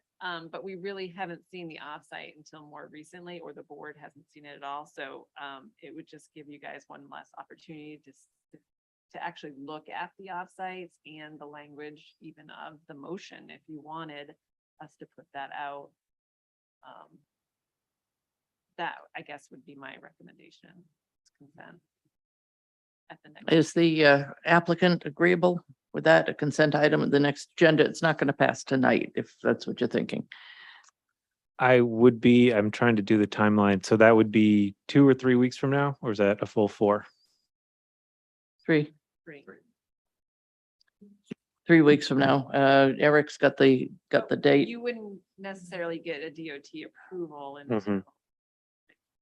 Right. a few weeks. Yeah, as a consent agenda item, I think that would be the most efficient path forward then. Okay, because a consent agenda puts the applicant at the front of the agenda. Mhm. So it gives you some flexibility. In that case, seeing nods, we will put this item on the next agenda as a consent item. Thank you very much. Thank you for your patience. We're getting there. We're almost there. And as I frequently say, work with the staff, please. Thank you. And you will be in good shape. I appreciate everyone's time and consideration review process through here. You guys have been wonderful. Thank you.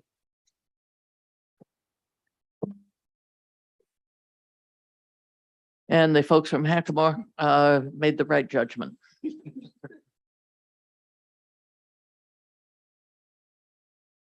Staff report.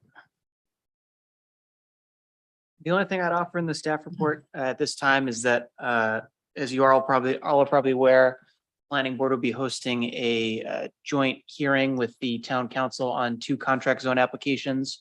One is a new application for a Main Army National Guard Readiness Center down off of Route 1 at the Saco line. And another one is an amendment to an existing contract zone for Mercedes-Benz. I think it's 137 Route 1. Just north of town hall here. So we're looking forward to that on the 21st, and staff will be forwarding those application materials to you in short order here. Thank you. Does our new planning director, as a staff, have any comments?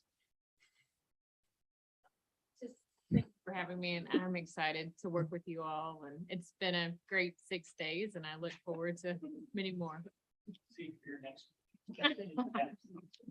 I was a long drive, so I don't plan on going back. And I will see you on Friday for the long range planning. Yeah, okay.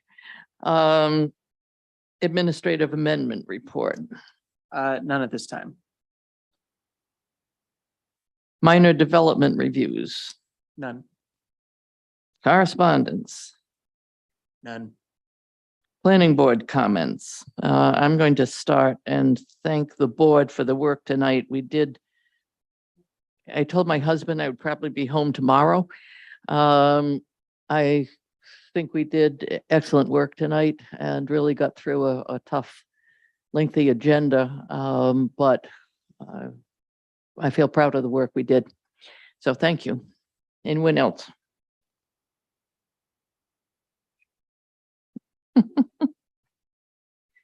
Thank you. In that case, I'll entertain a motion to adjourn. So move, Madam Chair. Do I hear a second? A second from Karen down at the end. Meeting's adjourned.